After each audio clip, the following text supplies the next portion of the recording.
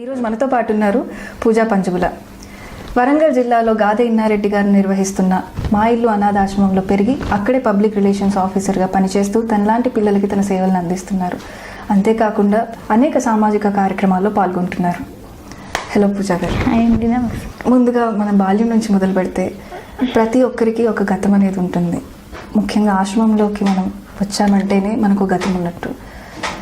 మీరు ఆశ్రమంకి ఎలా వచ్చారు? మీ బాల్యం ఎలా జరిగింది? అంటే నేను ఈ ఇన్నారెడ్డి గారు నిర్వహిస్తున్న ఆశ్రమంలో గత 11 సంవత్సరాలుగా ఉంటున్నా. 2009లో వచ్చాను అనమాట. నా చిన్నప్పుడు మాది ప్రాపర్ వచ్చేసి వికారాబాద్ జిల్లా, ఇంతకుముందు రంగారెడ్డి, ఇప్పుడు వికారాబాద్ డిస్టిక్, బషీరాబాద్ మండల్. యాక్చువల్లీ దాని పక్కన విలేజ్ ఇందర్ చేయడని. కాకపోతే మా పేరెంట్స్ బషీరాబాద్లో ఉండేదన్నమాట, మండల్ హెడ్ క్వార్టర్ అది. అక్కడ మా పేరెంట్స్ దగ్గర 4th క్లాస్ వరకు ఉన్నాను. దాని తర్వాతకి అంటే మా ఫాదర్ కొంత డ్రాయింగ్ చేసేవాళ్ళు, మదర్ ఏమో టీచర్, అంగన్వాడీ టీచర్ ఉండే. సో దాని తర్వాతకి మా డాడీ కొంచెం డ్రింక్ చేయడం వల్ల ఫ్యామిలీ డిస్టర్బ్ అవుతుంది, మళ్ళీ నా ఎడ్యుకేషన్ డిస్టర్బ్ అవుతుంది అన్న దాంతో మమ్మీ నన్ను మా అమ్మాయి వాళ్ళ ఇంటికి పంపించింది. నేను వాళ్ళది షాబాద్, చేవెళ్ళ దగ్గర షాబాద్. నా స్కూలింగ్ 4th to 10th వరకు అంతా కూడా అక్కడ షాబాద్లో హోలీ స్పిరిట్ హై స్కూల్లో జరిగింది. అమ్మగారి దగ్గరికి వెళ్ళొస్తూ ఉండేవారా? హాలిడేస్ టైంలో వెళ్ళేదాన్ని. మదర్ ఫాదర్ ఉంటుంది, ఆ లవ్ ఉంటుంది. కానీ ఎక్కువగా నేనంటే 3rd క్లాస్ 4th క్లాస్ వరకు అక్కడ పెరిగాను. అప్పటి వరకు నాకు పెద్దగా అంటే మమ్మీ డాడీ అని తెలుసు, కానీ వాళ్ళ లవ్, అన్నం తినిపించేది, ఫాదర్ దగ్గర బాగా గారాబంగా పెరిగా, అది మాత్రమే తెలుసు. వాళ్ళు ఎప్పుడైతే నేను 6thలో ఉన్నప్పుడు మా పేరెంట్స్ చనిపోయారు. దాని తర్వాతకి వాళ్ళ లవ్ అనేది అప్పుడు నాకు అర్థమైంది. ఒకేసారి చనిపోయారా? యా, అప్పటికి నేను మా మామయ్య వాళ్ళ ఇంట్లో ఉన్నా. March 24th కమింగ్ 24th రోజు నన్ను చూడడానికి వచ్చారనమాట. మమ్మీ ఫస్ట్ వచ్చింది, అంటే మా డాడీకి తెలియకుండానే మమ్మీ నన్ను చూడడానికి వచ్చింది. దాని తర్వాత వచ్చిన 1 అవర్కే మా డాడీ కూడా వచ్చారు. అమ్మ ఆంటీ ఎవరైతే ఉన్నారో ఆ రోజు అడిగింది, ఏంది ఇద్దరు అంటే ఒకటే రోజు వచ్చారు కానీ వేరే వేరే టైమింగ్లలో వచ్చారు ఏంటి అక్క అని మా మమ్మీని అడిగింది. నెక్స్ట్ డే నన్ను స్కూల్కి కూడా పంపలేదు మా మమ్మీ. మేము ఇది ఒక్కటే రోజు కదా ఉండేది, ఉండనియండి ఇంటి దగ్గరనే అని.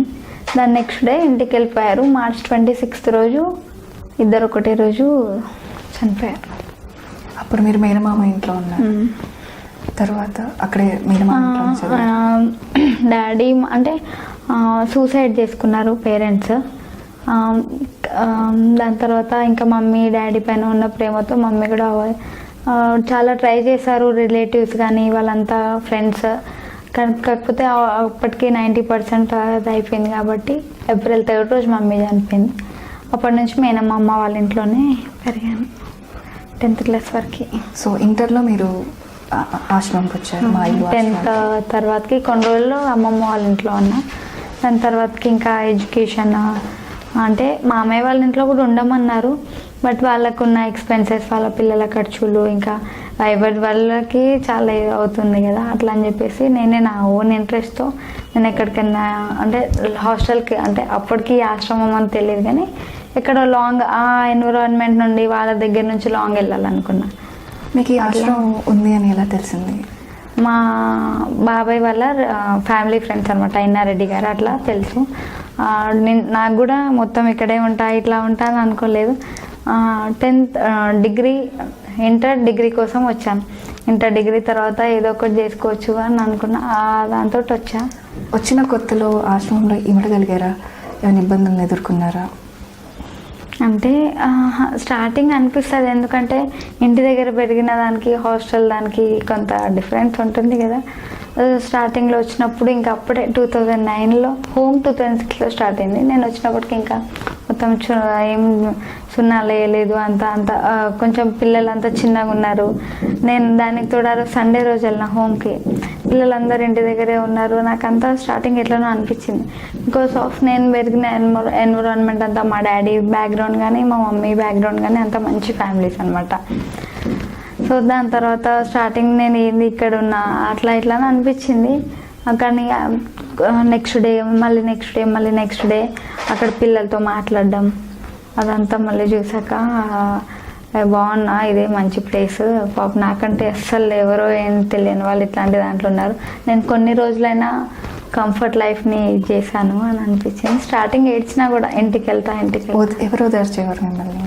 మమ్మీ, మా ఆశ్రమంలో నిర్వాహకులు ఎవరైతే ఉన్నారో మమ్మీ డాడీ అనే పిలుస్తాం కాబట్టి మమ్మీ దగ్గరికి తీసుకొని మాట్లాడడం, ఇంకా తినిపియడం, బయటికి తీసుకెళ్ళడం ఏడుస్తుంటే ఇట్లాంటి. అంటే ఆ మదర్ ఆ హోమ్లో లైక్ మామూలుగా కూడా ఆర్ఫన్స్ అనే ఉండదు, ప్లస్ ఇంకా సొసైటీలో ఖచ్చితంగా అది అనాథ ఆశ్రమం అని అంటారు కాబట్టి ఆ యాంగిల్తో మాత్రమే పేరు మాత్రమే, కానీ అక్కడ ఉండేదంతా మదర్ లవ్, ఫాదర్ లవ్.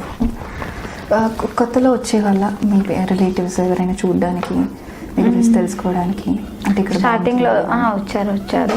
దాని తర్వాత ఎందుకంటే నాకు కూడా కొంత ఈ మధ్య గ్యాప్ వచ్చింది, బికాస్ నేను కూడా ఎక్కువగా వెళ్ళడం ఇష్టం ఉండదు నాకు. ఇంకా ఇక్కడ అలవాటు పడ్డా కాబట్టి కొంచెం పోవడం అసలు ఇంట్రెస్ట్ ఉండదు. స్టార్టింగ్లో చూడడానికి వచ్చారు.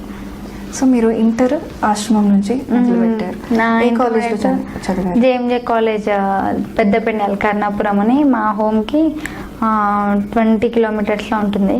డైలీ మార్నింగ్ కోర్స్ తీసుకున్నారు? ఎంపీసీ. అక్కడ బాగా చదువుకున్నా కొంచెం. సో అంటే ఇక్కడ ఆశ్రమంలో ఈవినింగ్స్ చదువుకోవడము, పనులు ఏమైనా డిస్ట్రిబ్యూట్ చేసుకుంటుంటారా? ఇప్పుడు మేమున్న దాంట్లో ఖచ్చితంగా అది నాన్ ఎంప్లాయీ బేస్డ్ ఆర్గనైజేషన్. ఖచ్చితంగా అక్కడ ఉన్నామంటే పెద్ద పిల్లలందరూ వర్క్ చేయాల్సిందే, బికాస్ ఆఫ్ నేర్చుకోవాల్సింది ఫస్ట్ థింగ్ కాబట్టి. అక్కడే పెరుగుతున్నాం కాబట్టి తర్వాత ఫ్యూచర్లో ఎక్కడ నేర్చుకున్నావు అని అంటారు. ఖచ్చితంగా నేర్చుకోవాలి కాబట్టి అక్కడే వర్క్ పిల్లల్ని. నేనైతే ఆ ఇంటర్మీడియట్లో ఈవినింగ్ స్టడీ అవర్స్ చేసుకునేదాన్ని. నా చదువుతో పాటు నేను ఎంత అయితే చేస్తున్నానో పిల్లల ఎడ్యుకేషన్ కూడా చేసుకునేదాన్ని. సో ఇంటర్ తర్వాత మీరు మళ్ళీ జర్నలిజం తీసుకున్నారు?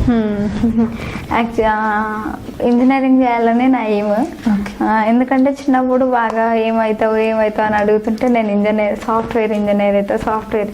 అందుకే ఇప్పటికీ కూడా హైటెక్ సిటీ సైడ్ వెళ్ళినప్పుడు అట్లా గుర్తుకొస్తుంటుంది, అది నేను కూడా ఇక్కడ ఉండేదాన్ని. చాలామంది ఐటీ ఎంప్లాయీస్ని చూస్తే అబ్బా నేను కూడా అట్లుంటే బాగుండు అని ఇప్పటికి కూడా అనిపిస్తుంది. మరి జర్నలిజం ఎందుకు తీసుకున్నారు? బికాస్ ఆఫ్ అంటే నాకున్న స్కిల్స్ కానీ నా కెరియర్ నాకు తెలియక నేను సాఫ్ట్వేర్ సైడ్ పోయి ఉంటే ఏమైందనో నాకైతే తెలీదు.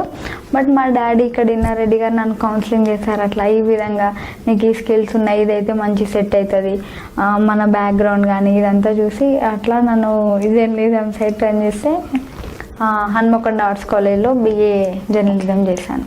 MCJ కూడా అక్కడే చేశారు? MCJ అది కంప్లీట్ అయినాక పొట్టి శ్రీరామ్ తెలుగు యూనివర్సిటీలో మాస్టర్స్ చేశాను. మీరు జర్నలిజం చేసి ఆ కెరీర్లో వెళ్ళలేదు అసలు, ఎందుకంటే మీరు సోషల్ వర్కే చేయాలని మళ్ళీ సోషల్ వర్కే కోర్స్ తీసుకొని చేస్తున్నారు. అక్కడే ఉంటున్నా కాబట్టి ఆ పిల్లలతోటే మెలుగుతున్నా కాబట్టి సమాజం అంటే ఏంటి, ఇప్పుడు జర్నలిజం చేసి జాబ్ చేసడం అంటే నా మైండ్లో జాబ్ అన్నది లేదు. ప్లస్ ఎక్కడైతే మా డాడీ ఇప్పటికీ చెప్తుంటారు రెగ్యులర్గా, మనం జాబ్ చేయొద్దు, ఇంకా వేరే వాళ్ళకి జాబ్స్ ఇచ్చే విధంగా మనం ఎదగాలి. ఇప్పుడు మనం సొసైటీలో ఈ యాంగిల్లో ఉన్నాం కాబట్టి ఖచ్చితంగా సోషల్ వర్క్ చేస్తే బాగుంటుంది, అది ఇంకా ప్రొఫెషనల్గా చేస్తే బాగుంటుంది అన్న దాంతో SDLC కాకతీయలో MSW చేస్తున్నా. మొన్ననే ఫస్ట్ ఇయర్ ఎగ్జామ్స్ రాశాను. ఓకే, ఇప్పుడు సెకండ్ ఇయర్. అంటే ఇంటర్ నుంచి మీరు ఆశ్రమం నుంచి వెళ్తూ ఉన్నారు, అంటే మీరు క్లాసెస్ అటెండ్ అయినప్పుడు కానీ మీ తోటి విద్యార్థులు, తర్వాత లెక్చరర్స్, ప్రొఫెసర్స్ ఎలా ఉండేది మీతో? అంటే ఫ్రెండ్లీ వాతావరణం ఉండేదా, లేదా ఏదైనా డిస్క్రిమినేషన్ అనేది చూపిస్తుండేవారా? స్టార్టింగ్లో అంటే ప్రతి దగ్గర ఇప్పుడు ఇంటర్మీడియట్ కాలేజ్లో జాయిన్ అయినప్పుడు మీ పేరెంట్స్ ఏం చేస్తారు అన్న డిస్కషన్స్ అయితే ప్రతి దగ్గర జరుగుతుంది.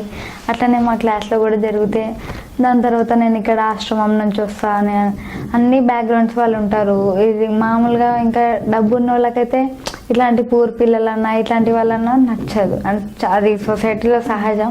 అట్లా కొంత డిఫరెన్సెస్గా చూసేది, ఇట్లా కూర్చోమంటే కూర్చునేది కాదు. నేను ఒక్కొక్కసారి స్టార్టింగ్లో లాస్ట్ బెంచెస్లలో కూడా కూర్చున్నా, వాళ్ళు అంటే అందరూ వాళ్ళంతా ఒక గ్రూప్ కావడం, నన్ను వేరు చేయడం అట్లాంటిది కూడా జరిగింది ఇంటర్మీడియట్లో. దాని తర్వాత ఇంకొక ఫ్రెండ్ ఏదైతే మేము మా విలేజ్కి వెళ్ళే దారిలోనే మా ఫ్రెండ్ వాళ్ళది కూడా ఊరు. అట్లా మేము ఇద్దరం కలిసి వెళ్ళేది బస్సులో. తను అట్లా నాతో ఫ్రెండ్షిప్ చేయడం, ఇంకా ఫ్రీగా ఉండడం, దాని తర్వాత అందరం మింగిల్ అయినాం. ఈవెన్ కాలేజ్లో కూడా అంతే.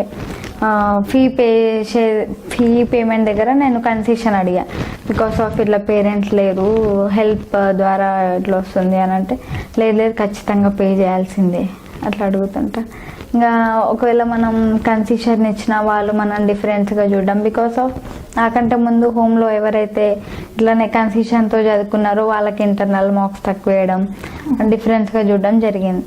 సో ఇంకా డాడీ వద్దులే అని చెప్పేసి ఫుల్ పేమెంట్తో ఇంటర్మీడియట్ కంప్లీట్ చేశాను. అంటే మీ ఫీజ్ పేమెంట్ అంతా కూడా ఆశ్రమం వాళ్ళే చేశారు? ఆశ్రమం అంటే with the help of donors. మానవత్వం బతుకుంది కాబట్టి సమాజంలో ఎన్ని ఆశ్రమాలు నడుస్తున్నాయి. మా ఆశ్రమం అయితే ముఖ్యంగా 14 years నుంచి దాతల సహకారంతో నడుస్తుంది. చదువు విషయంలో అయితే మీకు ఎలాంటి ఇబ్బందులు జరగలేదా? ఇంటర్ నుంచి ఎంసీజే వరకు చదువు మనం మంచిగా ఉంటున్నాం. మనం ఒకటి నిజాయితీగా ఉండాలి. ప్లస్ మనం చదువుకుంది కేవలం మన దగ్గరే కాదు, మనకు సొసైటీ ఇస్తుంది కాబట్టి మళ్ళీ సొసైటీకి తిరిగి ఇచ్చేసేయాలి. మనం డబ్బు పరంగా సొసైటీకి తిరిగి ఇవ్వలేను. బికాస్ ఆఫ్ నేనుండే ఆశ్రమంలో నేను పేమెంట్ అంటే టోటల్గా ఫ్రీగా వర్క్ చేస్తున్నాను. బికాస్ ఆఫ్ ఇట్స్ మైండ్, మేము అనుకొని వర్క్ చేస్తున్నాం కాబట్టి ఏమి రూపాయి తీసుకోకుండా. సో మనం ఏమి ఇవ్వగలుగుతాము? సో ఎనర్జీ, టైం అవి ఇవ్వగలుగుతాం కాబట్టి. ఇంకా ఒక ఆడపిల్లగా అంటే ఎన్నో మనం ఫేస్ చేస్తూ ఉంటాం, పర్సనల్గా, ఫిజికల్గా, ఎమోషనల్గా. మీరు ఎలాంటి ఇబ్బందులు ఎదుర్కొన్నారు? అంటే ఒక ఆర్ఫన్ ఒక ఆర్ఫన్గా ఆశ్రమంలో ఉంటూ మిగతా పిల్లలందరితో, అంటే మీరు ఎన్నోసార్లు షేర్ చేసుకుంటూ ఉంటారు మీ పక్కనున్న అమ్మాయిలతో కూడా. వాళ్ళు కానీ మీరు కానీ ఏదైనా ఇబ్బందులు పడిన సందర్భాలు ఉన్నాయా? సొసైటీలో చాలా విధంగా ఆడపిల్లల పైన జరుగుతుంటాయి. కాకపోతే లక్కీగా మా ఆశ్రమంలో మాత్రం అట్లాంటిది ఏం లేదు. అందరం సేఫ్గా ఉంటాం. బయట కూడా అంటే ఈ మధ్య ఈ సోషల్ మీడియా అట్లా కొంత దాని పరంగా కొన్ని అవి వస్తుంటాయి. కానీ ఇప్పటివరకైతే మేము ఆశ్రమంలో అట్లాంటిది ఏం జరగలేదు. బయటికి బస్సులలో ట్రావెల్ చేసినప్పుడు కానీ అలాంటి సందర్భాలు అయితే నాకు పర్టికులర్గా జరగలేదు దాని పరంగా. అంటే ఇప్పుడు మన ఆశ్రమంలో ఆడపిల్లలు స్ట్రాంగ్గా ఉంటారా ఎమోషనల్గా? అంటే అందరు అన్ని విధాలుగా నేను ఉన్నట్టు యాక్టివ్గా ఇంకొకరు ఉండకపోవచ్చు, ఇంకొకరు ఉన్నట్టుగా నేను ఉండకపోవచ్చు.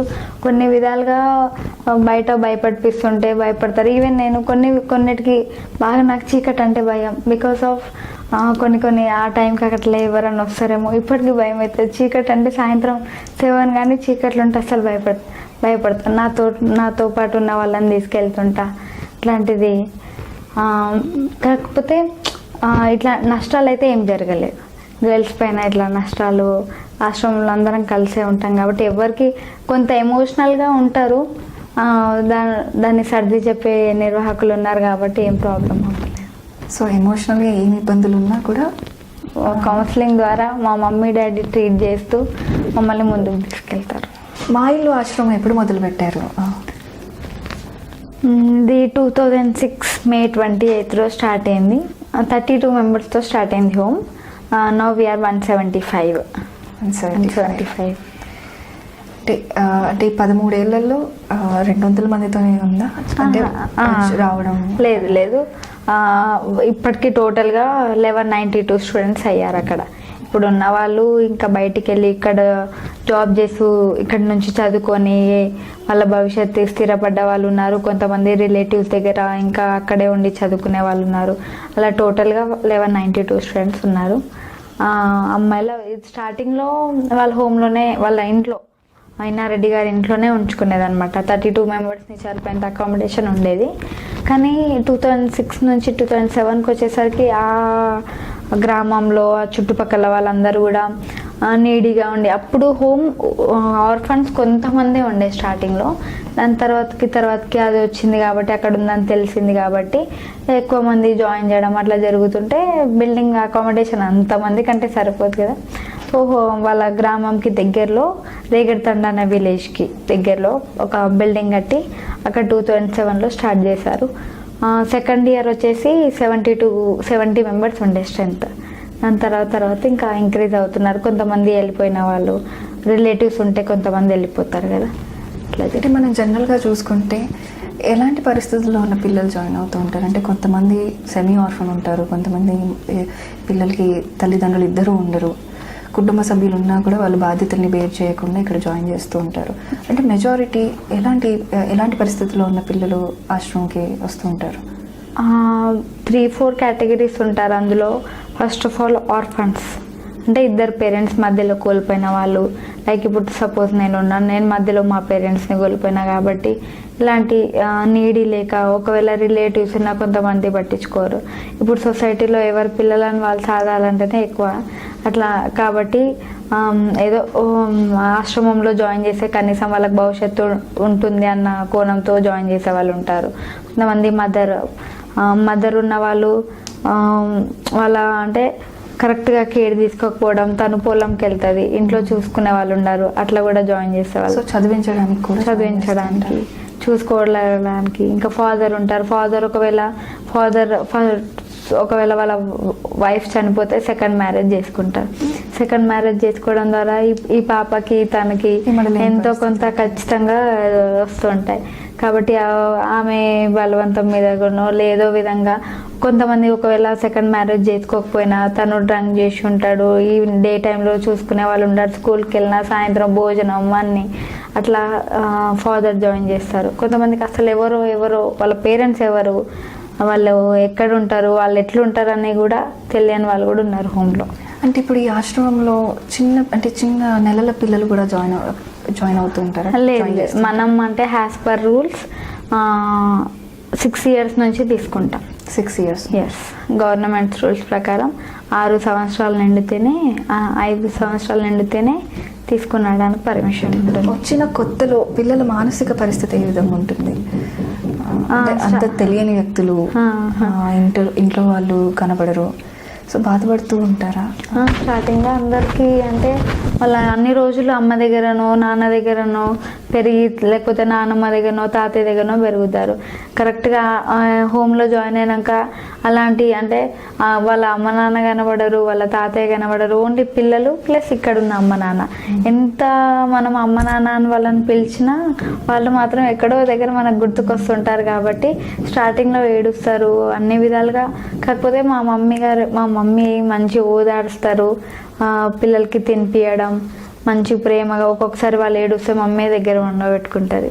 నేనైతే రెగ్యులర్గా మమ్మీ దగ్గరే పడుకుంటా ఎక్కువ.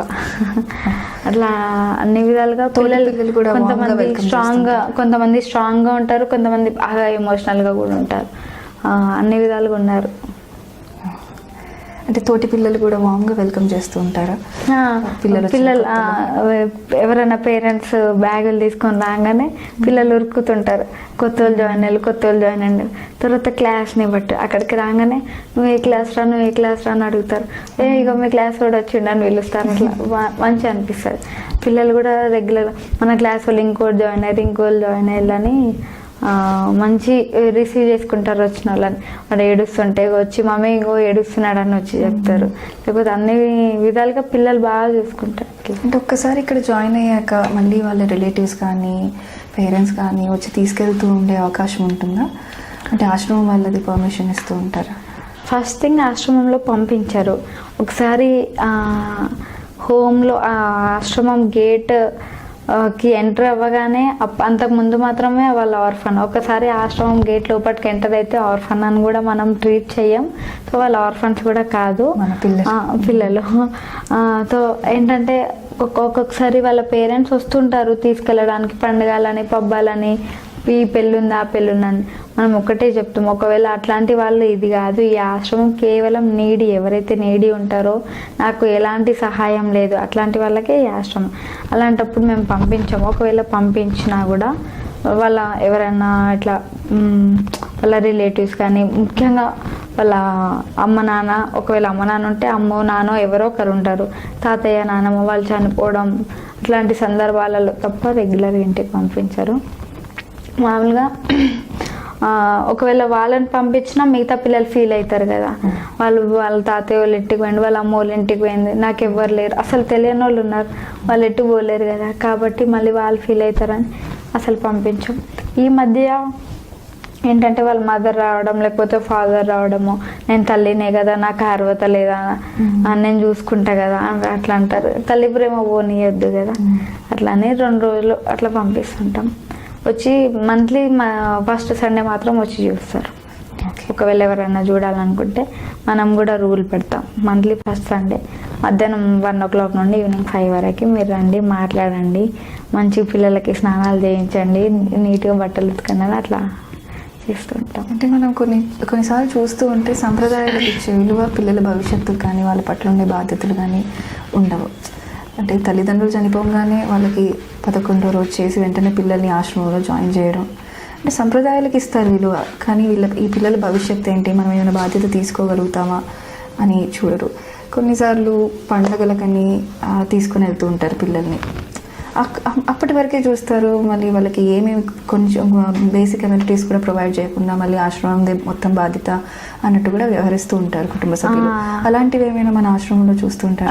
పిల్లలు ఇప్పుడు మామూలుగా హాలిడేస్లలో ఇంటికి వెళ్తుంటారు, ఇంటికి వెళ్ళి కనీసం వాళ్ళ అమ్మ ఎవరైతే తీసుకెళ్తున్నారో, అమ్మ అంటే కొనిస్తుంది కానీ బంధువులు పండుగలు ఉన్నాయని, ఈ పండుగ ఉందని, రాఖీ పౌర్ణమి ఉందని, పెళ్ళి ఉందని, ముఖ్యంగా దసరా కానీ దసరా సంక్రాంతి ఈ ఫెస్టివల్స్కి తీసుకెళ్తారు. పండుగ వస్తుంది కదమ్మా తీసుకుపోతామని కనీసం చెప్పులు కూడా కొనుక్కొని తీసుకొని రారు. బికాస్ ఆఫ్ అంటే ఎందుకు తీసుకుపోతారు అన్నది ఒకటి చూస్తే చుట్టుపక్కల వాళ్ళందరూ పేరు అంటారు, మీ పిల్లలు ఉండే కదా, మీ అక్క పిల్లలు ఉండే కదా, మీ బావ పిల్లలు ఉండే కదా, మీ కొడుకు పిల్లలు ఉండే కదా అని అంటారు. ఆ పేరు కోసమన్నా పిల్లల్ని ఇంటికి తీసుకుపోవాల్సి వస్తుంది. వాళ్ళు సరే తీసుకుపోతారు, మంచిది. అంటే ఎట్లయితే ఈ సాంప్రదాయాన్ని ఇచ్చేస్తారో ముఖ్యంగా పేరు కోసం మాత్రమే తీసుకుపోతుంది. మేము బాగా అబ్జర్వ్ చేస్తాం అక్కడ ఉన్న వాళ్ళని, వచ్చిన వాళ్ళని. ఉత్తప్పుడు తీసుకోమంటే జ్వరం వచ్చింది అంటే మన దగ్గర జ్వరం వస్తే ట్రీట్మెంట్ ఇస్తాం. బాగా సిక్ అయితే మాత్రం అన్ని విధాలుగా ఒకవేళ హాస్పిటలైజ్డ్ అయ్యారు, ఇగో మీ బాబు హాస్పిటల్ ఉన్నాడు, మీ పాప హాస్పిటల్ ఉంది, వచ్చి చూసిపోండి అంటే నాకు పొలంలో పని ఉందని అంటారు. అక్కడ పొలంలో పని ఉంది అని అంటారు, ఆరోగ్యాన్ని బాగాలేదు అంటే రారు, కాకపోతే పండుగ రాగానే తీసుకెళ్తారు. మనం కూడా పంపించడానికి చాలా వరకు నిరాకరిస్తాం, కాకపోతే అత్యవసరాల పరిస్థితుల బట్టి పంపించాల్సి వస్తుంది. చెప్పులు తీసుకురారు, కానీ బట్టలు ఒకవేళ బట్టలు అక్కడ మందం కొనిచ్చినా మళ్ళీ రిటర్న్ సేమ్ ఏవైతే బట్టలు వేసుకొని పోతారో అవే బట్టలతో ఆశ్రమంకి వస్తారు. బికాస్ ఆఫ్ అది మళ్ళీ నెక్స్ట్ టైం వెళ్ళినప్పుడు అవే వేయచ్చు కదా. అట్లాంటి చాలా మంది పిల్లలకి మేమరా మీ వాళ్ళు బట్టలు తీసుకురాలేదంటే అవే ఆన్సర్స్ ఇస్తారు. అంటే ఇప్పుడు కొన్నిసార్లు తల్లిదండ్రులు చనిపోయినా కూడా మినిమం కొంచెం ఆస్తి అనేది ఉంటూ ఉంటుంది, చిన్న ప్రాపర్టీ కానీ, దాన్ని ఎలా వీళ్ళు హ్యాండిల్ చేస్తారు? అంటే బంధువులు ఈ పిల్లలకి పేరు మీద ఏమైనా రిజిస్టర్ చేస్తారా? అంటే ఈ మధ్య ఎక్స్గ్రేషియా, పేరెంట్స్ చనిపోతే ఎక్స్గ్రేషియా వస్తుంది కదా, దాని ద్వారా కూడా కొంత పిల్లలకి ప్రాబ్లమాటిక్ అవుతుంది. బికాస్ ఆఫ్ ఒకవేళ రీసెంట్గానే మా దగ్గర వరంగల్ లోకల్ వాళ్ళే వాళ్ళ డాడీ చనిపోయిండు, వాళ్ళ మదర్ మెంటల్లీ రిటార్డెడ్. దాని తర్వాత వాళ్ళ ఫాదర్ చనిపోయిన కొన్ని రోజులకి వాళ్ళ మదర్ కూడా చనిపోయింది. దాని తర్వాత ఎక్స్గ్రేషియా అంతకుముందు వాళ్ళ డాడీ చనిపోయినాక తీసుకొచ్చి మన హోమ్లో వేసారు. వాళ్ళ మమ్మీ చనిపోయిందని మళ్ళీ ఇంటికి తీసుకువెళ్ళు, 11th డే కార్యక్రమాలు అన్నీ అయిపోయినాయి, మళ్ళీ తీసుకొచ్చి దాని తర్వాతకి హెల్ప్ రావడం ద్వారా ఇంకా మేము చదివించుకుంటామని ఆశ్రమంలో నుంచి తీసుకొని పోయినా. ఎక్స్గ్రేషియా కోసం అటు పైసలు వస్తాయి. ఎంత ఉంటుంది దాని అమౌంట్? అది మనకు ఐడియా లేదు, ఒకవేళ మనం అడగం కూడా. బికాస్ ఆఫ్ మనం అడిగినా మనకి ఎలాంటి మనకు జస్ట్ ఇన్ఫర్మేషన్ తీసుకున్నామంటే ఏదో విధంగా అనుకుంటారు. అట్లా అని మనం వాళ్ళకి అందితే చాలు, మంచిగా యూజ్ చేయండి అని మాత్రం చెప్తాం. పేరు మీద డిపాజిట్ చేసి పెట్టండి భవిష్యత్తుకి అని. అంటే ఇప్పుడు పిల్లలు వాళ్ళ రిలేటివ్స్ దగ్గరికి వెళ్తూ వస్తూ ఉంటారు పండగల నుంచి, అంటే వాళ్ళ రిలేటివ్స్ పట్ల పిల్లలకి ఎఫెక్షన్ ఉంటుందా? మా బాబాయ్, పిన్ని, మామ. ఇంకా పిల్లలకి తెలియదు కదా, ఎవరు పడితే వాళ్ళని ఇప్పుడు బయట మనం రోడ్డు మీద నడుచుకుంటూ పోతున్నా పాప చాక్లెట్ ఇస్తుందా అంటే కూడా చాక్లెట్ మీద ఆశతోటి కోసమన్నా పోతారు. పిల్లలకి తెలియదు కాబట్టి వాళ్ళే అప్పటి మందం ఇన్ని రోజులు అంటే హోమ్లో ఈ వాతావరణంలో ఉంటాం కాబట్టి అక్కడికి వెళ్ళి వాళ్ళు పిలుస్తే వీళ్ళు పిలుస్తే ఉంటారు. వాళ్ళకి తెలియదు కాబట్టి వెళ్తారు, ఖచ్చితంగా ఉంటుంది కొంతవన్నా. పిల్లలకి వాళ్ళ సైకాలజీ అదే కాబట్టి. ముఖ్యంగా మనం అనాథాశ్రమం అని గుర్తు తెచ్చుకోగానే చాలా ట్రామాటిక్ కండిషన్స్ మన కళ్ళ ముందు మెదులుతూ ఉంటాయి.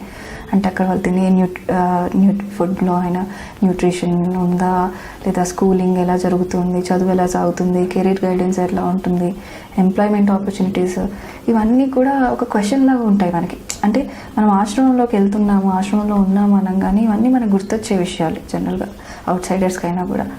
సో ఈ సమస్యలన్నిటిని మన మా ఇల్లు ఆశ్రమం ఎలా ట్యాకిల్ చేస్తుంది? ఇప్పుడున్న పిల్లలకి కొంతమందికి అంటే దాదాపు ఫస్ట్ ఆఫ్ ఆల్ చైల్డ్హుడ్ నుంచి రావాలి న్యూట్రిషన్. చైల్డ్హుడ్లో కరెక్ట్గా ఫుడ్ లేక, మదర్ మిల్క్ లేక అనెమిక్ పేషెంట్స్ ఉన్నారు. బికాస్ ఆఫ్ కరెక్ట్గా ప్రాపర్ ఫుడ్ తీసుకోలేదు చిన్నగా ఉన్నప్పుడు. మదర్ మిల్క్ లేని వాళ్ళు ఉన్నారు. ఒకవేళ ఫాదర్ ఉన్నా ఏం పట్టించుకోకపోవడం, పిల్లలు తిన్నారో లేదో చూసుకోరు. అస్సలు ఎవరో తెలియని వాళ్ళకైతే వాళ్ళు ఇంకెక్కడ పుట్టిల్లు, ఏం తిన్నారు, ఖచ్చితంగా ఈటబుల్ థింగ్స్ తిన్నారా లేకపోతే ఏవైనా పాడైపోయినవి తిన్నారా అన్నది కూడా వాళ్ళకి తెలియదు. సో అలాంటి కారణంగా అనారోగ్యంగా ఉన్న వాళ్ళు కూడా ఉన్నారు. ఇప్పుడు ఇక్కడికి వచ్చినాకనైతే దాదాపుగా అన్ని విధాలుగా వాళ్ళకి, బికాస్ వాళ్ళకి ఒక లైఫ్ ఇవ్వాలి. లైఫ్ ఫస్ట్ ఎడ్యుకేషన్తో పాటు అన్నీ ఇస్తున్నాం కాబట్టి భోజన విషయంలో కూడా చాలా చక్కగా చూసుకుంటారు. అన్ని విధాలుగా పిల్లలకు కావాల్సిన ఐటమ్స్, ఈవెన్ మనం ఇప్పుడు ఎక్కువ ఎగ్స్ పెట్టినా తినరు, ఎందుకంటే స్కూల్లో ఎగ్స్ ఇస్తారు కదా. అలా అబ్బా ఇక అక్కడ తినాలి ఇక్కడ తినాలా అని అంటారు. న్యూట్రిషన్ ఫుడ్ అందిస్తున్నారు ఆశ్రమంలోనైతే. ఫ్రూట్స్, వెజిటబుల్స్ రెగ్యులర్గా వాళ్ళకి. నాన్ వెజ్ ఉంటుందా? రెగ్యులర్గా వీక్లీ వన్స్ ఆర్ 15 daysకి వన్స్. సరే, వీక్లీ వన్స్ అంటే ఇంకా అంటే స్పెసిఫిక్గా ఫుడ్ మెనూ అట్లాంటిది ఏమి ఉండదు. మన ఇంట్లో మనం ఈరోజు ఈ కూర చేయి, ఈరోజు ఈ కూర చేయి అని మనం ప్రిపేర్ చేసుకోం కదా. సేమ్ హోమ్లో కూడా అంతే. ఆ టైంకి ఏ వెజిటేబుల్స్ అవైలబుల్ ఉంటాయి దాన్ని బట్టే చేస్తుంటారు. ఈ నాన్ వెజ్ అట్లాంటిది అయితే హాలిడేస్ టైంలో, లేకపోతే ఎవరివన్నా లైక్ ఇప్పుడు డోనర్స్ ఉంటారు కదా, వాళ్ళ పిల్లలకి ఫుడ్ పెట్టియండి అట్లా చెప్తే. ఇప్పుడు ఇక్కడ మన ఆశ్రమంలో ఉన్న పిల్లలు ప్రైవేట్ స్కూల్స్కి వెళ్తున్నారా, గవర్నమెంట్ స్కూల్స్కి వెళ్తున్నారా? మనం ఖచ్చితంగా 10th క్లాస్ వరకు గవర్నమెంట్ స్కూల్కి ఎంకరేజ్ చేస్తాం. బికాస్ ఆఫ్ అంతమందిని ప్రైవేట్ స్కూల్కి పంపాలన్నా కష్టమే, ఫస్ట్ థింగ్. సెకండ్ థింగ్ ఏంటంటే ఒక అబ్బాయిని ఎవరైనా మంచి క్లెవర్స్ ఉండి ఫుల్ పేరెంట్స్ లేరు, ఈ అబ్బాయి ఇక్కడే ఉంటాడు అని అనుకున్న వాళ్ళని జాయిన్ చేసినాం అనుకోండి, మిగతా పిల్లలు ఫీల్ అవుతారు. ఒకరిద్దరంటే జాయిన్ చేయొచ్చు, ఏం తప్పు లేదు. మనకి ఆఫర్స్ కూడా వస్తాయి ఈ స్కూల్స్ నుంచి, ప్రైవేట్ స్కూల్స్ నుంచి. కనీసం ఒక్కరి పిల్లలకి స్పాన్సర్ ఒకిద్దరికి చేస్తాం పంపించండి అని. కాకపోతే మిగతా పిల్లలందరినీ ఒకే విధాలుగా చూడాలి అన్న కాన్సెప్ట్ మీద ఎవరిని కూడా ప్రైవేట్ స్కూల్కి. ఇప్పుడు పిల్లలంతా కూడా గవర్నమెంట్ స్కూల్కి వెళ్తారు. 10th క్లాస్ వరకు గవర్నమెంట్ స్కూల్.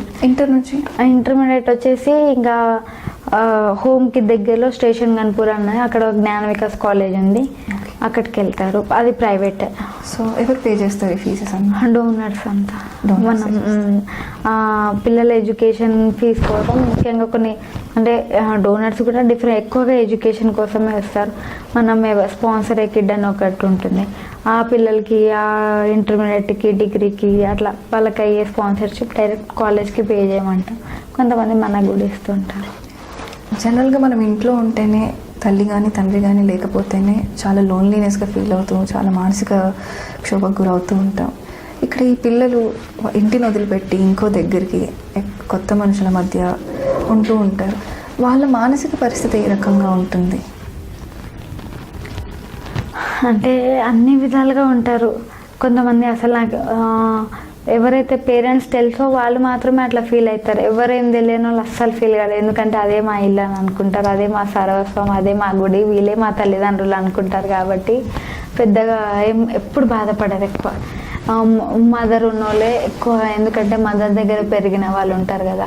ఫాదర్ ఉన్న వాళ్ళు కూడా ఎక్కువగా ఏం ఇది కాదు, అంత మంచిగానే ఉంటుంది. కాబట్టి అప్పుడప్పుడు వాళ్ళ బర్త్డేస్కి కానీ యానివర్సరీస్కి, లేకపోతే వాళ్ళు చనిపోయిన ఉంటాయి వాళ్ళ, ఇగో మా మమ్మీ బర్త్డే ఉండే అని పిల్లల మధ్యలో జరుగుతాయి కదా, ఆ టైంలో కొంత ఎమోషనల్ అవుతారు కూడా. కానీ అన్ని విధాలుగా ఆశ్రమం మంచిగా చూసుకుంటుంది కాబట్టి ఒక 5-10 minutes అటు ఇటు అయినా నెక్స్ట్ టైంకి కవర్ అయిపోతారు.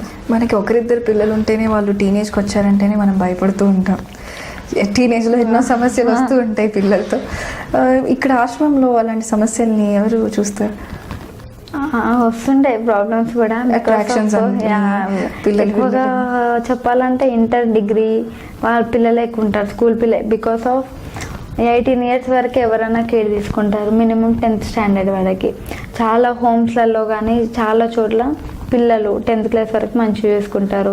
వాళ్ళకి అప్పటికి వాళ్ళ ఎక్స్పెన్సెస్ ఎక్కువ అవుతుంటాయి. దాని తర్వాత వాళ్ళ ఏజ్ పెరుగుతుంటుంది, డిఫరెంట్ థాట్స్ వస్తుంటాయి. అన్ని విధాలుగా నష్టపోతారన్న ఉద్దేశంతో ఆ టైంలో వాళ్ళని వదిలేస్తుంటారు. ఆ టైంలో వదిలేసిన వాళ్ళని కాపాడమే మా ఇల్లు. కొంచెం స్ట్రిక్ట్గా ఉంటారా ఇన్నారెడ్డి గారు ఈ విషయంలో మాత్రం బాగా, బికాస్ ఆఫ్ ఒకవేళ కంట్రోల్ లేకపోతే కూడా ప్రాబ్లమ్స్ రేస్ అవుతాయి. ఈ విధంగా ఫస్ట్ ఆఫ్ ఆల్ మంచిగా ఇండివిజువల్గా కూర్చోబెట్టుకొని చెప్తారు, ఇంకొకటి గ్రూప్గా చెప్తారు, ఇంకొకటి ఒకసారి గట్టిగా చెప్తారు, అన్ని విధాలుగా చెప్తుంటారు. కాబట్టి బాగా కౌన్సిలింగ్ ద్వారానే ఇరాడికేట్ అవుతుంది. అదంతా కూడా ఇన్నారెడ్డి గారే చూసుకుంటారు. దాంతోపాటు మనం కూడా బయట నుండి ప్రొఫెషనల్ సైకియాట్రిస్ట్లని పిలుస్తూ ఉంటాం, మోటివేషనల్ స్పీకర్స్ని పిలిచి వాళ్ళకి క్లాసెస్ ఇప్పించడం, బాగా ప్రాబ్లం అయితే వాళ్ళ దగ్గరికి వెళ్ళి మాట్లాడించడం, అట్లాంటివి. పిల్లలు ఎక్స్ప్రెసివ్గానే ఉంటారా? ఏదైనా సమస్య రాగానే అంటే మీ పెద్ద పిల్లలతో చెప్పుకోవడం కానీ లేకపోతే ఇన్నారెడ్డి గారికి చెప్పడం కానీ, అంటే వాళ్ళకి ఏదైనా సమస్య వచ్చినప్పుడు దాన్ని వ్యక్తపరుస్తారా? వాళ్ళకి అంటే కొంత ఇన్ఫీరియారిటీ కాంప్లెక్స్ ఉంటుంది. మిగతా పిల్లలు చెప్తారు, పిల్లలకు సంభాషణ ఖచ్చితంగా జరుగుతుంది కాబట్టి వాళ్ళు చెప్పకుండా పక్కన వాళ్ళు మాత్రం ఖచ్చితంగా చెప్తారు. వాళ్ళకి చెప్పాలంటే కూడా మోమాటం, అయ్యో ఏమనుకుంటారు, నేను ఇప్పుడు ఇక్కడ ఉంటున్నా ఏమనుకుంటారు అన్న ఫీలింగ్ అయితే ఖచ్చితంగా ఉంటుంది. బికాస్ ఆఫ్ నేను అట్లనే వచ్చా కాబట్టి పక్కన వాళ్ళు అందజేసిన సమాచారంతో మా దగ్గరికి వస్తుంది. మనం వాళ్ళని ఫస్ట్ ఆఫ్ ఆల్ సాఫ్ట్గా డీల్ చేయడం, ఇదేం పెద్ద తప్పు కాదులే అన్నట్టుగా మాట్లాడడం, అట్లా కవర్ చేసేస్తాం అన్నమాట. ముఖ్యంగా ఇప్పుడు డిగ్రీ పీజీ పిల్లలు ఈ టైంలోనే కదా వాళ్ళు, ఇప్పుడు ఎట్లయితే మనం ముందుకెళ్తామో వాళ్ళ ఫ్యూచర్ డాడీ ఎక్కువగా వాళ్ళపైన కాన్సన్ట్రేట్ చేస్తారు, పెద్ద పిల్లలపైన. వాళ్ళని భవిష్యత్తు తీర్చిదిద్దాలంటే ఈ సమయమే. అంటే వాళ్ళకి కెరీర్ గైడెన్స్ ఎవరు ఇస్తారు? అంటే ఈ పర్టికులర్ బాబు కానీ ఈ కోర్స్లో జాయిన్ అవుతే బాగుంటుంది అంటే ఏది ఇష్టం, అట్లా వాళ్ళ స్పెషల్ ఇంట్రెస్ట్ కనుక్కుంటారా? దానికి తగ్గట్టు వెళ్తుంటారా లేదా మీరే గైడ్ చేస్తూ ఉంటారా నీకు ఈ ప్రొఫెషన్ అయితే బాగుంటుంది అని? ఫస్ట్ చాయిస్ వాళ్ళకే ఇస్తాం మనం, డాడీ మాకే ఇస్తారు. నన్ను మాత్రం జర్నలిజంలో డాడీయే జాయిన్ చేసింది. బికాస్ ఆఫ్ నాకున్న స్కిల్స్తో డాడీ నన్ను దాదాపు అందరినీ ఎవరి చాయిస్ వాళ్ళకే ఉంటుంది. ఒకవేళ వాళ్ళు రాంగ్ చాయిస్ చూస్ చేసుకున్నా, ఇప్పుడు నేను సాఫ్ట్వేర్ కావాలనుకున్నా, but I turn to BA journalism like that. ఒక 5-6 క్యాండిడేట్స్ని డాడీయే ట్యూన్ చేస్తుంటారు. చాలామందిని ఫస్ట్ చాయిస్ వాళ్ళకే, నేను డిగ్రీ చేసా, ఫార్మసీ చేసా, బీటెక్ చేసా అన్న వాళ్ళని మంచి సైడ్ వెళ్ళాలన్నదే మన కోరిక. కాబట్టి అన్ని విధాలుగా ఫస్ట్ చాయిస్ వాళ్ళకి ఇచ్చి వాళ్ళు రాంగ్ ఆప్షన్ ఎంచుకుంటే మళ్ళీ వేరే వాళ్ళతో చెప్పించడం అట్లాంటివి. కొన్నిసార్లు ఇప్పుడు కొన్ని కోర్సెస్కి స్పెషల్ కోచింగ్స్ తీసుకోవాలి కదా పూజ, ఇంజనీరింగ్కి ఎంసెట్, ఎంబీబీఎస్కి జేఈ, సో నీట్, ఇవన్నీ కూడా ఏమైనా ఆఫర్ చేస్తుంటారా మన పిల్లలకి? ఖచ్చితంగా. ఇప్పుడు ఎంసెట్ రాసి ఇంజనీరింగ్ జాయిన్ అయిన వాళ్ళు ఉన్నారు. నీట్ రాసి నీట్ సీట్ చాలా ట్రై చేసింది ఒక అమ్మాయి, శ్రీజ అని, డాక్టర్ మెడికల్ కోసం, బట్ అది రాలేదు. She joined in agriculture. ప్రతిదీ కూడా పిల్లలు కోచింగ్ ఖచ్చితంగా ఇప్పిస్తాం, పంపిస్తాం. అమ్మాయి అయితే 3 years పంపించాం. బట్ అందులోకి ఇప్పుడు అగ్రికల్చర్ ఫస్ట్ ఇయర్ కంప్లీట్ అయింది, ఇప్పుడు 2nd year అశ్వరావుపేటలో చేస్తుంది. వాళ్ళకి ఇంట్రెస్ట్ ఉన్న దాన్ని బట్టి ఖచ్చితంగా పంపిస్తాం. ఇప్పుడు ఎస్ఐకి మన దగ్గర చదువుతున్న ఎస్ఐ కోచింగ్ తీసుకునే వాళ్ళు, ఇంకా బ్యాంకుకి ఇప్పటివరకు అప్లై చేయలేదు, బట్ వాళ్ళు అడిగిన వాటిని అయితే కాదనకుండా తప్పగా ఇప్పిస్తాం.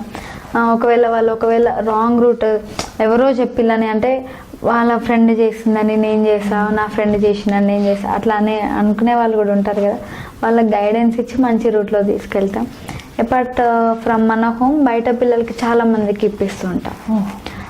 మన హోమే కాకుండా బయట ఆర్ఫన్స్, సెమీ ఆర్ఫన్స్ చాలా మంది ఉంటారు కదా, వాళ్ళకి స్పెసిఫిక్గా అంటే ఇప్పుడు మీరు అడిగిన దానికి మేము 2015లో ఆంధ్రప్రదేశ్లో పెట్టాం. డిఎస్సి పడ్డది అప్పుడు, అంటే టీచర్స్ దానికోసం.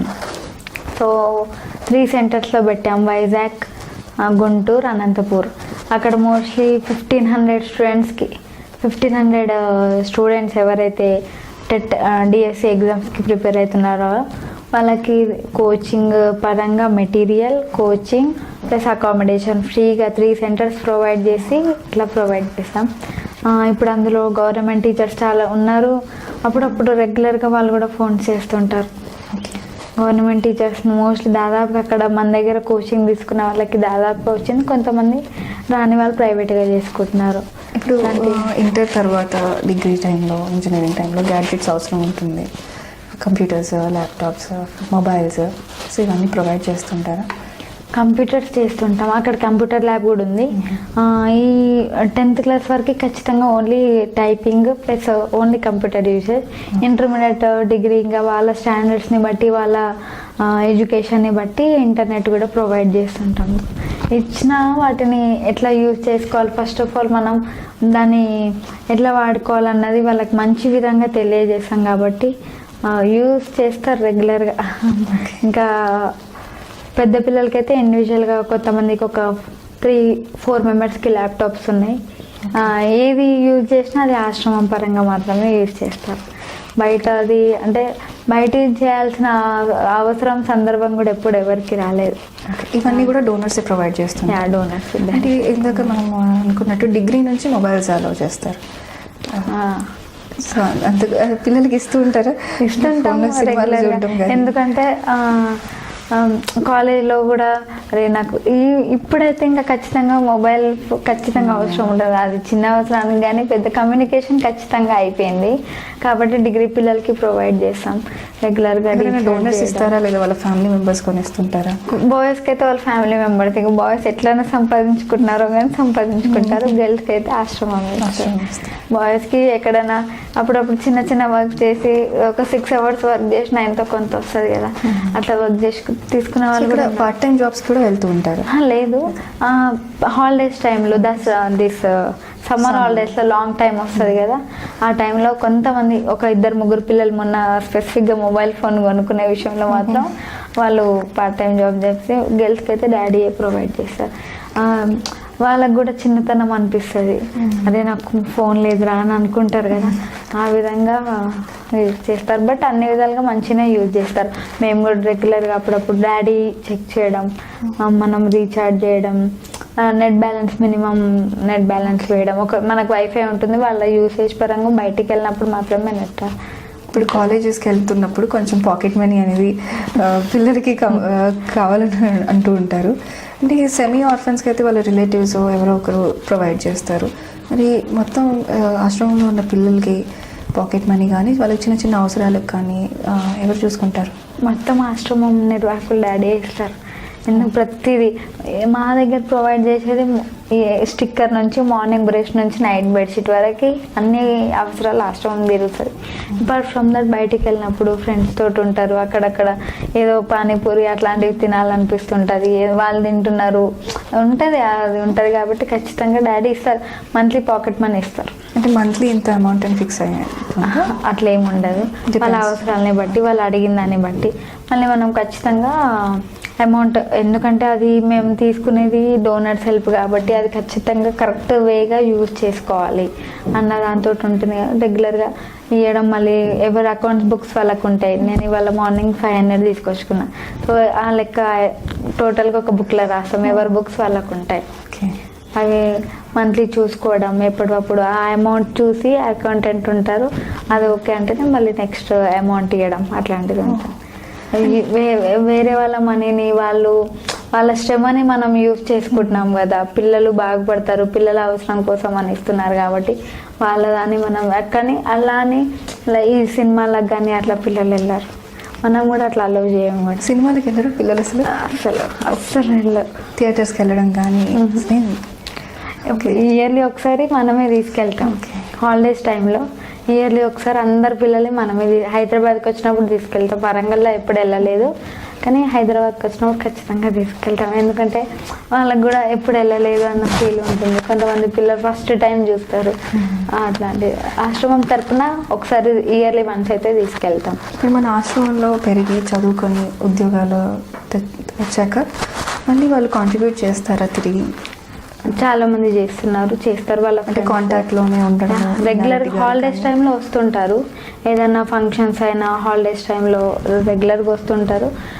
స్నాక్స్ ఇవ్వడం, లేకపోతే ఇంకో విధంగా ఏదో విధంగా వాళ్ళ టైం లైక్ సోషల్ మీడియాలో యూజ్ చేసే వాళ్ళు ఉన్నారు, కాంట్రిబ్యూట్ చేస్తారు. బట్ ఇంకా డాడీ కూడా మనం కూడా ఏంటంటే ఫస్ట్ వాళ్ళ లైఫ్ సెటిల్ కావాలి అంటే ఇంకా డబ్బు సంపాదించుకోవాలి. డాడీ ఫస్ట్ అదే అంటారు, మనం సొసైటీ నుండి మనం తీసుకున్నాం కాబట్టి ఖచ్చితంగా మీరు వర్క్ చేయాల్సిందే అని కూడా అంటారు డాడీ. ఉత్తగానే ఇచ్చిరా మనకు సొసైటీ, మనం వాళ్ళ శ్రమను మనం వాడుకున్నాం, మన శ్రమను కూడా కొంత అందియకపోతే మనకు మనిషి అన్నదానికి విలువ ఉండదు కదా, ఖచ్చితంగా కాంట్రిబ్యూట్ చేస్తారు. పెళ్లి విషయంలో ఇలా ఎవరు నిర్ణయం తీసుకుంటారు? అంటే ఇష్టపడిన ఒకవేళ లవ్ మ్యారేజ్ కానీ దానికి మీరు సపోర్ట్గా ఉంటారా? ఒకవేళ ఒక అమ్మాయి కానీ అబ్బాయి కానీ ఎవరైనా ఇష్టపడిన పెళ్ళి ఎలా జరుగుతుంది అంటే ఆశ్రమంలో? ఇప్పటి వరకు అయితే ఆశ్రమం క్యాంపస్లో జరగలేదు, బయట అంటే జరిగింది కూడా ఎవరో ఒకరు గార్డియన్స్ ఉండి మదర్ కానీ ఫాదర్ ఉన్న వాళ్ళే జరిగినాయి. సోన్లీ వీళ్ళు రెస్పాన్సిబుల్ తీసుకొని పెళ్లి జరగలేదు? ఎంగేజ్మెంట్ ఒక అమ్మాయిది మొన్న రీసెంట్గా November 3rd రోజు జరిగింది. అమ్మాయి మన దగ్గరనే ఉంది, అమ్మాయికి ఎవ్వరు లేరు, కాకపోతే బయటికి వెళ్ళి జాబ్ చేసుకుంటూ ఒక అబ్బాయిని చూసుకుంటే వాళ్ళు మన దగ్గరికి రావడం, అమ్మాయి ఇంకా టోటల్గా అమ్మాయికి బ్యాక్ సైడ్ ఎవ్వరు లేరు కాబట్టి మళ్ళీ సపోర్టివ్గా మన దగ్గరికి వచ్చింది. ఇక్కడ సుజనాపురంలో జాబ్ చేసేది. దాని తర్వాత మనం మాట్లాడడం అంతా వాళ్ళతో మాట్లాడడమే కాకుండా వాళ్ళ ఫ్యామిలీ బ్యాక్గ్రౌండ్ అంతా ఎంక్వైరీ చేసి ఆఫ్టర్ ఆల్ దాదాపుగా మొత్తం ఓకే అని అనుకున్నాకనే మ్యారేజ్ చేశారు. వాళ్ళే మ్యారేజ్ బాధ్యత వాళ్ళు తీసుకున్నారు, రిసెప్షన్ బాధ్యత మనం తీసుకొని. అవతల వ్యక్తి ఫ్యామిలీ అయినా పేరెంట్స్ అయినా ఇప్పుడు ఆశ్రమం నుంచి వెళ్ళే పిల్లల వైపు అంటే ఎలా ఆలోచిస్తారు? అంటే పెళ్ళి టైంలో ఇష్టపడతారా? అంటే ఇష్టపూర్వకంగానే పెళ్లి చేసుకుంటుంటారా? పిల్లలు అంటే ఆశ్రమంలో జరగలేదు కాబట్టి బయట వాళ్ళ బంధువుల సహకారంతో జరిగింది కాబట్టి దాదాపు అందరు ఏజ్ 25, ఇప్పుడు మేమే ఉన్నాం 25, 26 కాబట్టి ఇంతకుముందు వెళ్ళిన పిల్లలు అందరూ 26, 27, 28 అంటే మ్యారేజ్ టైంలో మ్యారేజ్ కావాల్సిన ఏజ్లోనే చేసుకున్నారు కాబట్టి అంత ప్రాపర్గానే జరిగింది. ఇప్పటికైతే ఇలాంటిది జరగకుండా అంత మంచిగా జరిగింది. మ్యారేజ్ విషయంలో జనరల్గానే మనం ఎన్నో రకాల డిస్క్రిమినేషన్స్కి గురవుతూ ఉంటాం ఒక మ్యారిటల్ రిలేషన్షిప్లో. ఇప్పుడు మనం కొంచెం అప్రెస్డ్ ఆఫ్ ది అప్రెస్డ్. పెళ్ళిళ్ళ విషయంలో అమ్మాయిని ఎప్పుడైనా ఇబ్బంది పెట్టిన సందర్భాలు, అబ్బాయి తరపు బంధువులు ఇబ్బంది పెట్టిన సందర్భాలు ఎప్పుడైనా ఉన్నాయా? మా దగ్గర గర్ల్స్వి 12 మెంబర్స్కి అయినా మ్యారేజెస్.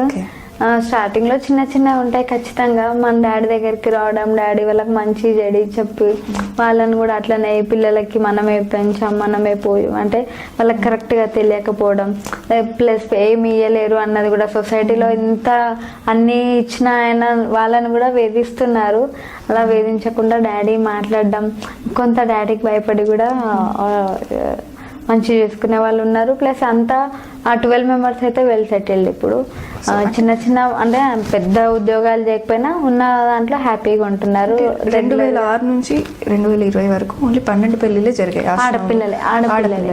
మగ పిల్లలే అయినాయి.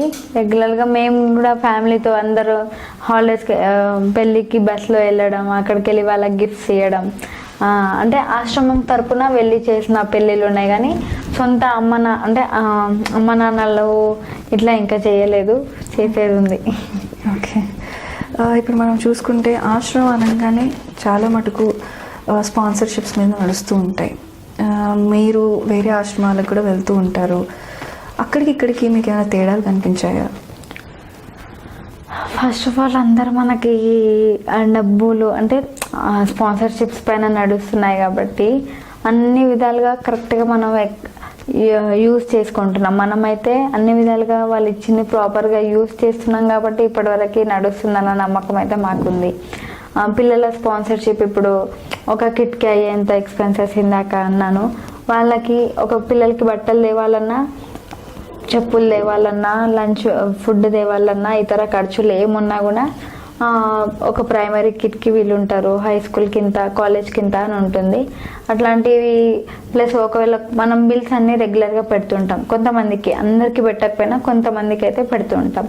వాళ్ళ చెప్పులకి ఇచ్చిన, ఒకవేళ పర్సనల్ నీడ్స్కి ఇచ్చిన, కొంతమంది కాలేజ్ ఫీజు కోసం ఇచ్చిన, కొంతమంది డైరెక్ట్గా ఫస్ట్ థింగ్ మనం మెటీరియలే అడుగుతాం. పిల్లలకు సోప్స్ అవసరం ఉన్నాయి, డ్రెస్సులు అవసరం ఉన్నాయి, చెప్పులు అవసరం ఉన్నాయి, మెటీరియల్ అడుగుతాం. ఒకవేళ వాళ్ళు మెటీరియల్ లేకపోతే మనీ ఇస్తే మనం ఫొటోస్ తీసి వీడియోస్ తీసి థ్యాంక్ యూ అని చెప్పి పంపిస్తాం. అంతకంటే నమ్మకం అని మన ఆశ్రమంలోనైతే జరుగుతుంది, ఇట్లాంటిది ఉంటుంది. ఇంకా బయట అన్ని విధాలుగా కొంతమంది ప్రాపర్గా యూస్ చేసే వాళ్ళు ఉన్నారు, కొంతమంది మిస్యూజ్ చేసే వాళ్ళు కూడా ఉన్నారు. ఇప్పుడు మన ఆశ్రమంలోనే కాకుండా మీరు బయట ఎన్నో ఆశ్రమాలకి మీరు వెళ్తూ ఉంటారు, చూస్తూ ఉంటారు. అక్కడ ఆడపిల్లలు ఏవైనా సమస్యల్ని ఎదుర్కొనే అవకాశాలు ఉంటాయి. అంటే ఈ పర్టికులర్ ఆశ్రమంలో సమస్యలని కాదు, ఒక అనాథగా ఒక ఆడపిల్ల కొన్ని సమస్యల్ని ఫేస్ చేసే అవకాశాలు ఉంటాయి. వాటి గురించి మీకు ఏమైనా ఐడియా ఉందా? అంటే ఈ క్వశ్చన్ నన్ను ఎందుకు అటు ఇటు చేస్తుంది. బికాస్ ఆఫ్ ఆశ్రమాలలో ఎందుకు ఉంటున్నామంటే ఒక సేఫ్ అండ్ సెక్యూరిటీ కోసం ఉంటున్నాం.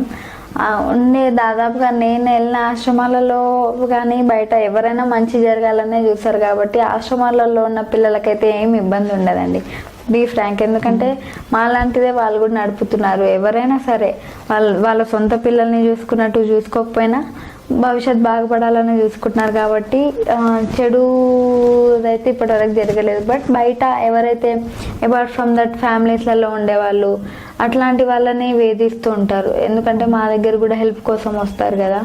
ఆశ్రమంలో ఉన్నా లేకున్నా అంటే రిలేటివ్స్ దగ్గర ఉండి చదువుకుంటూ ఉంటారు పిల్లలు. ముఖ్యంగా ఆడపిల్లల్లో ఎన్నో రకాల అనుభవాన్ని ఫేస్ చేయాల్సి వస్తుంటుంది.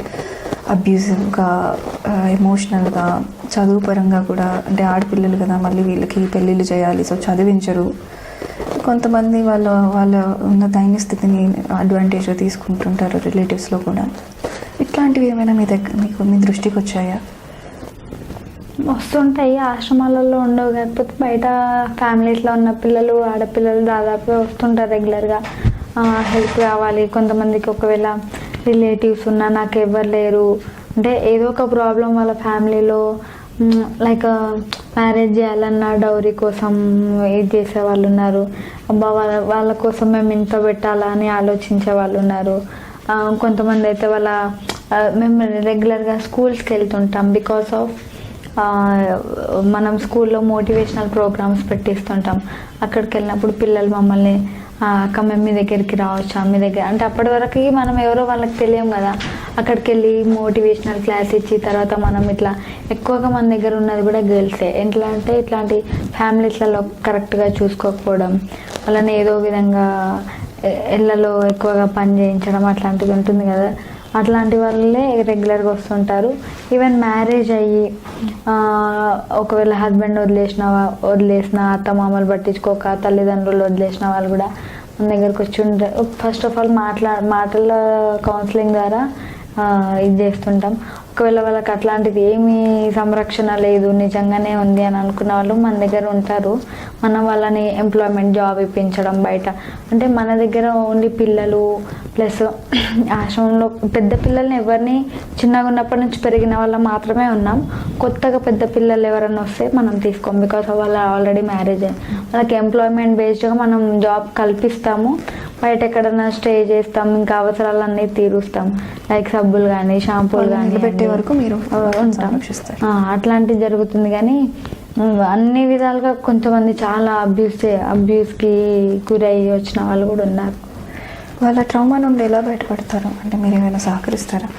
లైక్ సైకాలజిస్ట్ దగ్గర తీసుకెళ్ళడం కానీ మాట్లాడించడమే ముఖ్యంగా.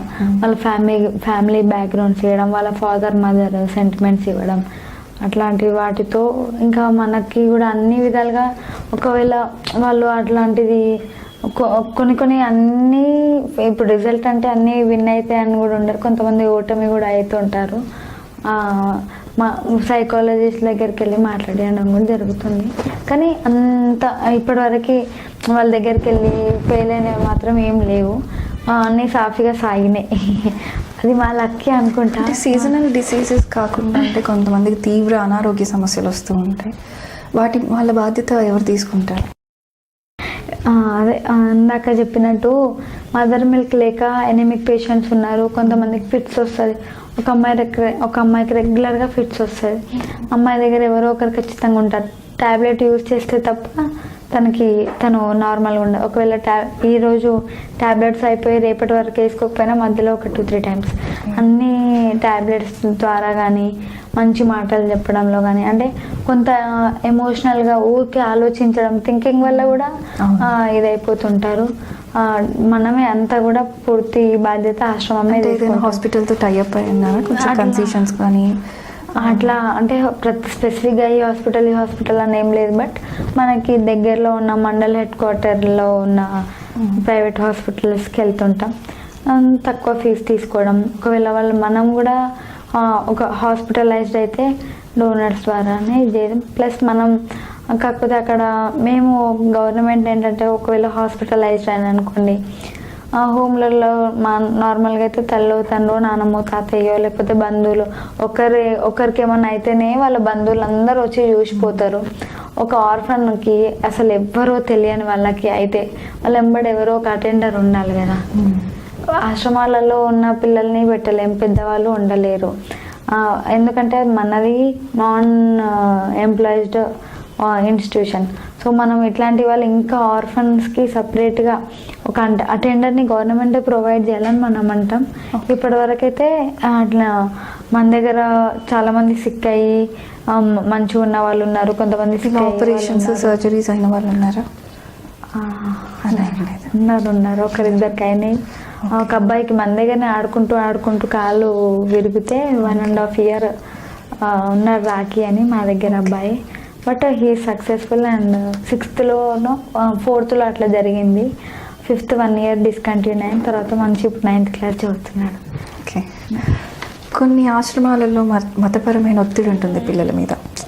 పిల్లలు ఆ మతానికి చెందిన వాళ్ళు కాకపోయినా వాళ్ళతో బలవంతంగా వాళ్ళ రిచువల్స్ ఫాలో చేయించడం అనేది ఉంటుంది.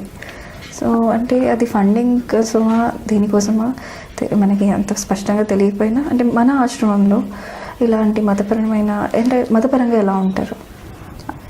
రకరకాల మతాలకు చెందిన పిల్లలు మన దగ్గర ఉంటూ ఉంటారు. సో వాళ్ళ మతానికి ప్రాముఖ్యత అంటే వాళ్ళ రిచువల్స్ వాళ్ళని చేసుకొని ఇస్తారా? మా ఫౌండర్స్ ఇన్నారెడ్డి గారు క్రిస్టియన్ బ్యాక్గ్రౌండ్ అయినప్పటికీ ఇప్పటివరకు ఆశ్రమంలో ఈ దేవుడు అన్న ఒక ఫోటో కూడా లేదు. ఇటు క్రిస్టియన్ జీసస్ లేడు, ఇటు అల్లా లేడు, ఇటు హిందూ దేవుళ్ళే లేరు. చాలామంది వచ్చిన వాళ్ళు మీరు ఏ దేవుని నమ్ముతారు అంటే ఊర్లలో నుంచి వచ్చిన వాళ్ళకు ఉంటుంది కదా, మీరు ఎక్కడ మొక్కుతారు, మీ దేవుడి రూమ్ ఎక్కడ అని అంటారు. అన్ని రూమ్లు కనబడ్డప్పుడు దేవుడి రూమ్ కనబడదు. ఎందుకంటే ఇదే మా దేవాలయం, ఇంకా దేవుడి రూమ్ ఎందుకని మేము ఎట్లాంటిది కూడా పెట్టాం. పిల్లలది ఇంట్రెస్ట్. పిల్లలు ఏదైతే మొన్న శివరాత్రి జరిగిందో మొత్తం 47 members ఉపవాసం ఉన్నారు పిల్లలే. నేను ఈ స్ట్రెంత్ ఎందుకు చెప్తున్నా అంటే తీసుకొస్తాం కదా వాళ్ళకి సపరేట్గా అంటే ఇవ్వడంలో నార్మల్ పిల్లలకి ఉపవాసం లేని పిల్లలకి కొన్ని తక్కువ ఇవ్వడం, వాళ్ళకి ఇచ్చిన దానికంటే డబ్బులు ఇవ్వడం అట్లా ఇచ్చినా కాబట్టి నాకు గుర్తుంది. క్రిస్టియన్ పిల్లలు ఉన్నప్పటికీ వాళ్ళు చర్చ్కి వెళ్తారు, మళ్ళీ నిన్న ఉపవాసం ఉన్నారు. తస్లీమా అని ఒక అమ్మాయి ఉంది, ఆమె అటు ముస్లిం పండుగ రోజు నమాజ్ చేస్తుంది, ఇటు నిన్న ఉపవాసం ఉంది. అన్ని విధాలుగా అంటే మీరు ఇది అని స్పెసిఫిక్గా మనమేం బలవంత పెట్టాం. యాజ్ పర్ దేర్ ఇంట్రెస్ట్ చర్చ్కి వెళ్తారు, క్రిస్మస్ రోజు, ఈస్టర్ రోజు వెళ్తారు, న్యూ ఇయర్ రోజు వెళ్తారు, అన్ని విధాలుగా వెళ్తూ ఉంటారు. కొంతమంది అసలు నమ్మని వాళ్ళు కూడా ఉన్నారు. సపోజ్ నేనే ఉన్నాను, నేను ఏ దేవుని నమ్మ అంటే ఆ టైంకి నమ్మకని దేవాలయం దగ్గరికి వెళ్ళినప్పుడు దండం పెడతా. అట్లాంటివి మనకి అంటే నిర్వాహకుల నుండి ఇట్లాంటివి మీరు ఇదే నమ్మండి, అట్లాంటి ప్రేయర్స్ చేయండి, ఇది ఉన్నాయి, అట్లాంటివి ఏమి ఉండవు. ఈవెన్ మా మమ్మీ కూడా అంతే, ఇన్నారెడ్డి గారి వైఫ్ ఇటు గుడికి వస్తుంది, ఇటు చర్చికి కూడా వెళ్తుంది. అట్లాంటివి ఏమి ఉండవు. మనం నడిపించేది కేవలం మానవతా దృక్పథంతో నడిపిస్తున్నాం, పిల్లలకు మంచి జరగాలని. ఆన్ ద హోల్ చూసుకుంటే ఒక ఇంట్లో 2 తల్లిదండ్రులు 2 పిల్లలు ఉన్న కుటుంబంలోనే పిల్లల పట్ల చాలా శ్రద్ధ తీసుకొని పెంచుతూ ఉంటారు. ప్రతి విషయంలో వాళ్ళని రెస్పాన్సిబుల్గా చూడడం, ప్రతి విషయంలో వాళ్ళని చాలా జాగ్రత్తగా చూసుకోవడం ఉంటుంది. ఈ పేరెంటింగ్ బాధ్యత ఆశ్రమంలో ఎవరు తీసుకుంటారు? పూర్తిగా ఇన్నారెడ్డి గారే. ఇన్హెరిట్ కొన్ని విషయాలలో మమ్మీ, కొన్ని విషయాలలో డాడీ. మదర్హుడ్ దగ్గర ఎట్లా ఉండాలో ఇంకా మమ్మీ ప్రతిదీ తన సొంతం అనుకుంటుంది. కొన్ని అవి కాకపోయినా నాది అనుకొని ఫీల్ అవుతుంటుంది. అంటే ఇంతమంది ఉన్నాం కాబట్టి ఒక్కొక్కరు ఒక్కో మెంటాలిటీ తోటి, కొంతమంది ఎమోషనల్గా ఉంటారు, కొంతమంది స్ట్రాంగ్ ఉంటారు, కొంతమంది వీక్గా ఉంటారు, అన్ని విధాలుగా ఆలోచించే వాళ్ళు ఉన్నారు. అందరినీ కూడా అంటే ప్రతి ఒక్క వ్యక్తితో ఫస్ట్ ఆఫ్ ఆల్ మనం మాట్లాడడం ఇంపార్టెంట్. మాట్లాడడం మీన్స్ నార్మల్గా జనరల్గా కాకుండా దగ్గర తీసుకొని మమ్మీకి చిన్నపిల్లల్ని పైన కూర్చోబెట్టుకొని మాట్లాడతారు. వాళ్ళ దగ్గర నుంచి వాళ్ళ విషయాలు మనం తెలుసుకోవాలంటే వాళ్ళతో రెగ్యులర్గా మాట్లాడడమే కదా. అట్లా రెగ్యులర్గా మాట్లాడుతుంటూ వాళ్ళ విషయాలు, వేరే వాళ్ళ క్లాస్లో జరిగిన సంభాషణలు, ఇవి ఇట్లా ఏమన్నా అయిందా అట్లా ఏమన్నా అయిందా రెగ్యులర్గా తెలుసుకుంటారు. మాకే అనిపిస్తుంది ఒక్కొక్కసారి, అబ్బాయి ఏంది లొల్లి అంటే పిల్లల్ని నేను కేర్ టేకర్ పిల్లలుగా చూసుకుంటా కదా, ఏంది లొల్లి అవసరమా అని అనిపిస్తుంది. కానీ మా మమ్మీ డాడీకి నిజంగా దండం పెట్టాలి వాళ్ళ ఓపికకి. మమ్మీకి కొంత అన్హెల్తీగా ఉన్నా పిల్లలు ఎక్కడున్నా ఇవాళ మార్నింగే హాస్పిటల్కి కూడా వెళ్ళింది, చెకప్కి వెళ్ళింది, చాలా రోజులు అయింది మధ్య అని. సో మళ్ళీ ఎన్నిసార్లు ఫోన్ చేసిందో, నేను అక్కడ నిలబడి కూడా ఇందాక ఇక్కడికి వచ్చాక కూడా ఎక్కడున్నావు పిల్లలు ఎట్లున్నారంట అని కాల్ చేస్తాను. రెగ్యులర్గా మాట్లాడడం ద్వారా వాళ్ళతో ఫస్ట్ ఆఫ్ ఆల్ ప్రేమగా వాళ్ళని ప్రేమిస్తూ మంచిగా చేసుకుంటున్నారు కాబట్టి వాళ్ళ పేరెంటింగ్కి పిల్లలు కూడా అట్లనే ఉంటారు, వాళ్ళు కూడా అలానే ఉంటారు, సొంత పిల్లలకే చూసుకుంటారు. వాళ్ళ ఓన్ డాటర్ ఉంది, వాళ్ళకు ఒక ఓన్ డాటర్ లెక్కే చూసుకుంటారు. మీ యాక్టివిటీస్ ఆశ్రమంకే కన్ఫైన్ అవ్వకుండా మీరు ఇంకా అనేక సామాజిక కార్యక్రమాల్లో కూడా పాల్గొంటుంటారు, ముఖ్యంగా ఆర్ఫన్స్ రైట్స్ కోసం. సో మీరు అంటే ఏ రకమైన ప్రొపగాండాతో ముందుకెళ్తున్నారు? అంటే ఇప్పుడు మొన్న మేము ఒక ఇంటర్నేషనల్ కాన్ఫరెన్స్ పెట్టాము February 8th and 9th. ఆర్ఫన్స్కి సొసైటీలో ఒక డెఫినేషన్ అన్నది లేదు. ఆర్ఫన్స్ అంటే మామూలుగా ఎవరు తల్లిదండ్రులు లేని పిల్లలని అంటారు, కాకపోతే దాని వెనకాల చాలా బ్యాక్గ్రౌండ్ ఉంటుంది. కరెక్ట్గా ఆర్ఫన్స్ ఇప్పుడు డిక్షనరీలో చూసుకుంటే the children who lost their parents అని వస్తుంది. అది 11 years కానీ 18 years కానివ్వండి, దాని తర్వాత 32 years తర్వాత ఇద్దరు పేరెంట్స్ చనిపోతే వాళ్ళని కూడా ఆర్ఫన్ అంటారా? అసలు ఆర్ఫన్స్ ఎవరు, ఎన్ని కేటగిరీలు ఉంటారు? కొంతమందికి సెమీ ఆర్ఫన్, లైక్ అసలు ఫస్ట్ ఇండియన్ కాన్స్టిట్యూషన్లో ఇప్పటి వరకు ఆర్ఫన్ అన్న పదానికి ఎలాంటిది లేదు కాబట్టి మనం గవర్నమెంట్ని కానీ ఇంకా ఒక డెఫినేషన్ ఇవ్వండి. ఎన్ని వయసుగా తల్లిదండ్రులు అసలు తెలియని వాళ్ళు ఉంటారు, కొంతమంది తల్లి తెలిసి తండ్రి తెలిసింది వాళ్ళ మధ్యలో ఆర్ఫన్స్ అయిన వాళ్ళు ఉంటారా, లేకపోతే సెమీ ఆర్ఫన్స్ అంటే ఇప్పుడు నార్మల్గా పదాలకి సెమీ ఆర్ఫన్ అని వాడుకుంటున్నాం, అది మన పదాజలంలో. కాకపోతే రాజ్యాంగంలో ఎక్కడ రాసలేదు కాబట్టి మనం అదే అడుగుతున్నాం. ఫస్ట్ ఆర్ఫన్స్ ఎవరు, వాళ్ళకు ఒక డెఫినేషన్ ఇవ్వండి. అది కాకుండా plus apart from that Indian is a caste based system.